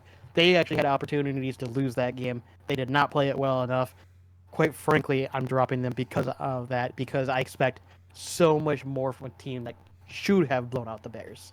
And so I'm giving you a penalty for 1 week. You get to drop to second place. You'll probably take number 1 next week, I'm sure. But because of that one game, I'm going to give you a bit of a hard time. That's fair. Really should. That's fair. I'm not mad. That's just fair. Me. And the Bills also, and to be fair, on top of that, the Bills did dominate the shit out of their game. So that's fair. That's fair. But that's just me. All Overall, right. You're right. Josh Allen show for the Bills, no question, made that game look like a cakewalk. And the Lions, I mean, despite the fact that they did make that game way closer than it should have been, they still play well. They're still a good team. I mean, I still remember that Dan Campbell thing where apparently, which player was it? There was a player that had uploaded something to Instagram. I forget which one it was. I think it was Gibbs, who uploaded something to the internet, and it had a couple of their words and signal calls on the board, and so it gave away a part of the playbook, right? Like, and somebody asked Dan Campbell about that, and he went, I don't give a shit. Hell, we'll just release the playbook to everyone. It doesn't matter if they know my fucking playbook. It matters if they can stop me from doing it. Dan is such a great interview. Like his level was just like, hey, I might just release the full playbook online. Fuck it. His level of give a fuck is non-existent. I love Dan Campbell. So, yeah, I mean. Honestly, to be fair to him, he's not wrong. If your team is so good that it doesn't matter, like, if they know your plays, because, well, if they can't stop it, don't fucking matter, does it? It doesn't even matter if they know what plays. Like, if they know your whole playbook, they still have to figure out what play you're calling. Exactly. That's the point. Yeah. All right. It's hilarious. I love it. All right. Ready to guess week 14? Sure, why not? All right, starting Thursday night, Packers at Lions. I think just because the Lions will be playing at home, I think they're going to end up winning it. It'll be a close game, but I think that home field advantage for the Lions will be a big tipping factor for them, which is a weird thing to say, but the Lions fans of the last couple of years have been very rowdy at Ford Field. I 100% agree with you. The Ford faithful are going to come out, and they're going to make that game really tough for the Packers. Yeah. 100%. Falcons at Vikings, the Kirk Cousin homecoming. That should be the Vikings. Again, we've talked about this, but at the same time, don't get me wrong. Whenever Kirk Cousins comes off a really bad game, he does have a tendency to come back and have a really good game, so I am concerned. I am as well, but I agree with you. Saints at Giants. Oh, God. That's going to be a bad game. Saints, just because the Giants are tanking. You know what? Are you going to pick the Giants? Don't do it. Yes, I'm going to do it. I'm going to do it. I'm taking the Giants. No. Oh God! I'm probably going to regret this, but I don't care. This is for the memes. Oh gosh. Browns at Steelers. I mean, rivalry games like that are always going to be fairly close, but I am going to lean Steelers. Especially if they get because the Steelers went to the Browns and got beat. The Browns are coming down to Heinz Field. There, I think the Steelers are going to be ready to go. Yeah. Raiders at Bucks. Raiders are no slouches, but the Bucks should come away with this win. I again agree with you. Panthers at Eagles. Listen, as much as I would love to pick the Panthers to win, I don't think they're going to stop Saquon Barkley. I 100% agree with you. Candidate for worst game of the week. I don't know, the Saints Giants game was pretty bad. Jaguars at Titans. You know, it could be good just from the Titans, and the fact that they're playing a beat up Jacksonville, I am going to pick the Titans. I actually do think they can win that game. You know what? Just for the memes, I'll take Jacksonville. You're picking the Mac Jones Jacksonville. All right, go ahead. I'll take the Mac Jones Jacksonville. Jets at Dolphins. I mean, do we really have to? Yeah, we don't really have to say much. No, they're playing in Miami. The Dolphins are going to run all over them. Yeah. One game that could determine a division. Seahawks at Cardinals. Ooh. My issue is I just don't think the Cardinals' defense is good enough to stop the Seahawks. The Seahawks' offense isn't amazing. They're certainly, I think they're gotta be better than their defense. The problem is I don't have a lot of faith in the Seahawks, and the Cardinals have been very up and down all over the place for. Yeah. I think next year will be a Cardinals thing, just because they'll be able to get, hopefully their wide receiver, that rookie going, Harrison Jr. But I just don't think it's this year. So I think I'm leaning Seahawks. I'll take the Cardinals. They've been really good at home too. To be fair, that's true. Bills at Rams. I like the Rams. I want the Rams to win. It's going to be Bills. I agree.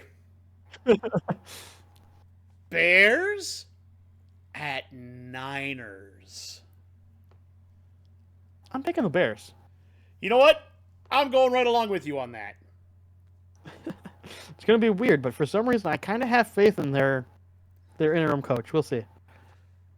Chargers at Chiefs.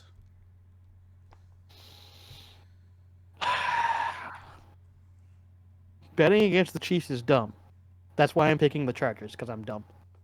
I will take the Chiefs only because they're at home. I know. I really shouldn't be picking against the Chiefs, but I just... If they were playing in Charger Town in L.A., I'd be tempted. For some reason, though, I don't know, that Chargers defense. Harbaugh's defense is really good. I feel like if there's going to be a defense that's going to pick apart Mahomes, it'll be the Chargers, but we'll see. And following it off with Monday Night Football, the Bengals at the Cowboys. Oh, God. The Bengals have, no defense, though, and I want to be it's definitely Bengals. They put up enough points, but can their defense stop just enough points? I don't know. The Bengals have hurt my soul for so many games this season. I don't think I've ever seen a team put up so many points in a season and still have the record that they have. That's... I'd have to look at the stat. I'm gonna maybe next week I'll look up the stat and just be like, how many points have they gotten? Hold on, I got it right here because I have a points for, points against. It's ridiculous. Because I mean, if you look at that stat compared to other teams, it can't be good. It just can't be. They are minus, I want to say 5 points. Yeah, they have scored 335 points, and they have given up 340. That's nutty. I feel like most teams would be that would have that stat would be would more often be winning games. I don't know. It's just crazy to me, just the amount of how close they actually get games. Well, to give you an example, Buffalo has put up 355 points. 20 more points. And they're the difference is they're a plus 121. Yeah, I was gonna say exactly. It's just crazy to see somebody put up so many points. I just feel like that's pretty rare. Typically, when a team sucks, they just suck all around, versus just one-sided lets them down so hard. It's crazy. I'd be curious to look up like statistically like past years to see how often that kind of thing happens because I feel like it doesn't. I'm still gonna lean Bengals just because the Cowboys are the Cowboys and I just don't have any faith in them whatsoever. But who knows?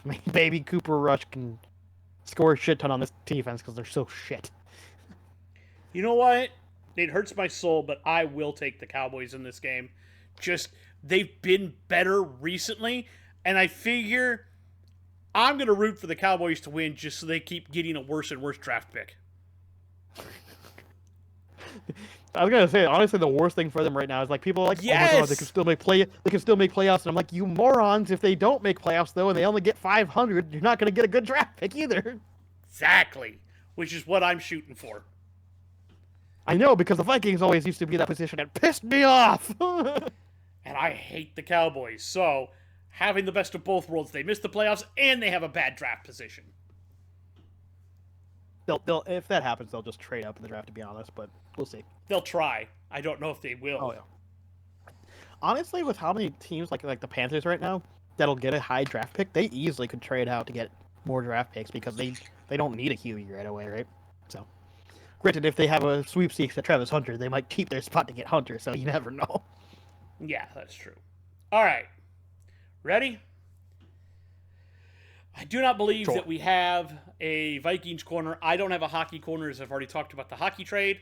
So, let's do the power rankings for the NHL. Alrighty. At number 10, climbing into the power rankings for the first time this season, but always a perennial, the Edmonton Oilers, who are currently 13-9-2 with 28 points. In their last 10, they are 7-2-1. They started slow, and they have again done what they did last year. They've turned on the Jets and allowed Connor McDavid to be the best player on planet Earth. At number 9, I have the LA Kings, who are a total of 14-8-3 with 31 points. In their last 10, they are 6-4. The Kings are slowly, finding a rhythm, but I don't know if it's going to be good enough to keep them where they are. Unfortunately, the Rangers have dropped out, or the Kings might not even be on this list at all. There is a lot of trouble in New York right now, and the way the Kings are playing, they could very well get passed next week by the Panthers, they had some trouble, and they are now finding their stroke again. At number 8, dropping way down, is the Carolina Hurricanes. They are 16-7-1 with 33 points, and in their last 10, they are 5-4-1. They dropped back-to-back games. I forget to whom, but it was not good for them. They are not playing very well right now. Something is wrong in Carolina. I don't know what it is, and they need to figure it out. At number 7, the Dallas Stars, who are 16-8-0 with 32 points, and in their last 10, they are 7-3-0. The Stars are playing pretty good hockey. The biggest problem is sometimes, despite the dearth of talent that they have, they just don't show up to games. And they get walloped. And until they can figure that out, they're not going to climb much higher than this. At number 6, the Vegas Golden Knights. 16-7-3 for 33 points. In their last 10, they are 6-3-1. Vegas is playing pretty good hockey. They're playing good enough that they're going to get in the playoffs, and then they're going to do what they always do and be a wagon. That's just how Vegas plays. So they're going to play very good hockey for right now. We'll see how it all goes. I don't know what else to think about Vegas at the moment. At number 5 is the Toronto Maple Leafs. 16-7-2, 32 points. Last 10, 8-2-0. The Leafs are playing much better under their new coach, Craig Berube. But that's probably because Craig Berube looks like he would eat your soul if you didn't listen to him. And that would be after he slapped the stupid grin off your face. Craig Berube looks like, somebody said, I think it was on the Steve Dangle podcast, all those guys over at SDPN, one of them said, if he was a Muppet, he would be Sam the Eagle.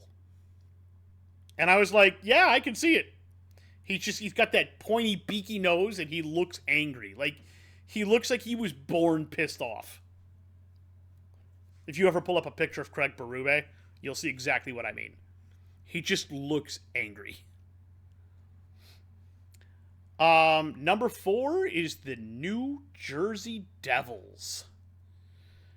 They are 18-9-2, with 36 points in their last 10. They're 7-3-0. The reason that they are not higher is they have 5 more games than every other team, but they have the same amount of points as all 3 teams above them, which is 36. So they have more games played, but the same amount of points, which means they're not quite as good. But they're still playing really good. They're probably going to make the playoffs again this year, and they look like they should. At number 3, your former number 1 team, the Winnipeg Jets, at 18-7-0 with 36 points. In their last 10, they are 4-6-0. Something has gone upside down in Winnipeg. They went from a team nobody could beat to a team that can't buy a win if they tried.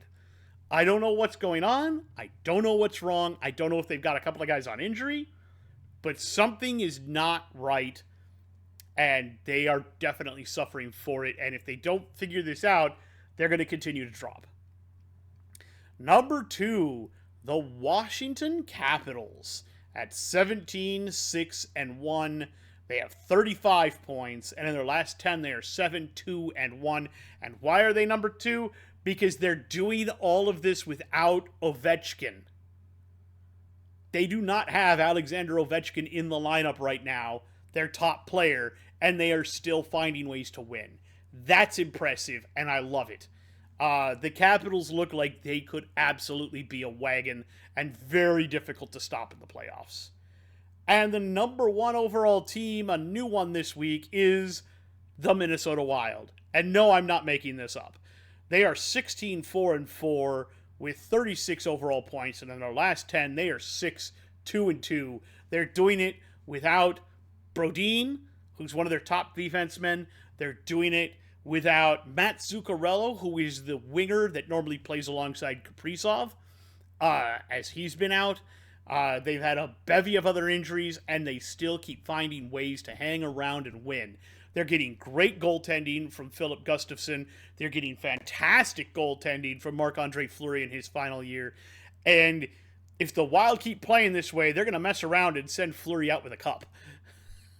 I am not even joking. They are an absolute wagon. Kaprizov is playing the best hockey of his career, and that's saying something considering how good he is. The Wild are a fun team to watch this year, and if I were any team in the Western Division, I would not want to play them right now. So yeah, that's the NHL power rankings for this week. What do you think, Chris? Okay.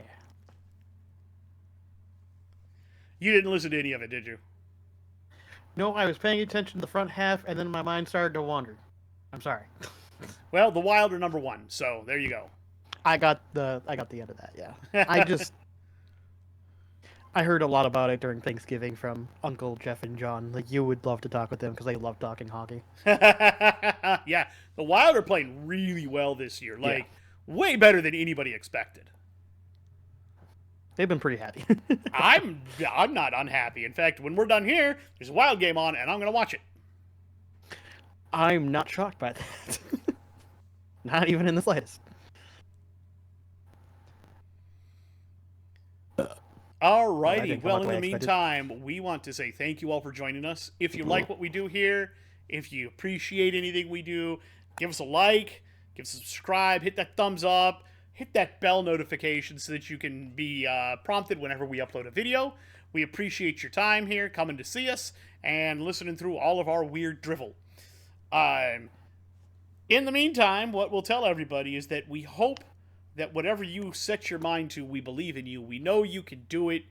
We know that you're an awesome person, and that you can go out there and accomplish what you try to accomplish.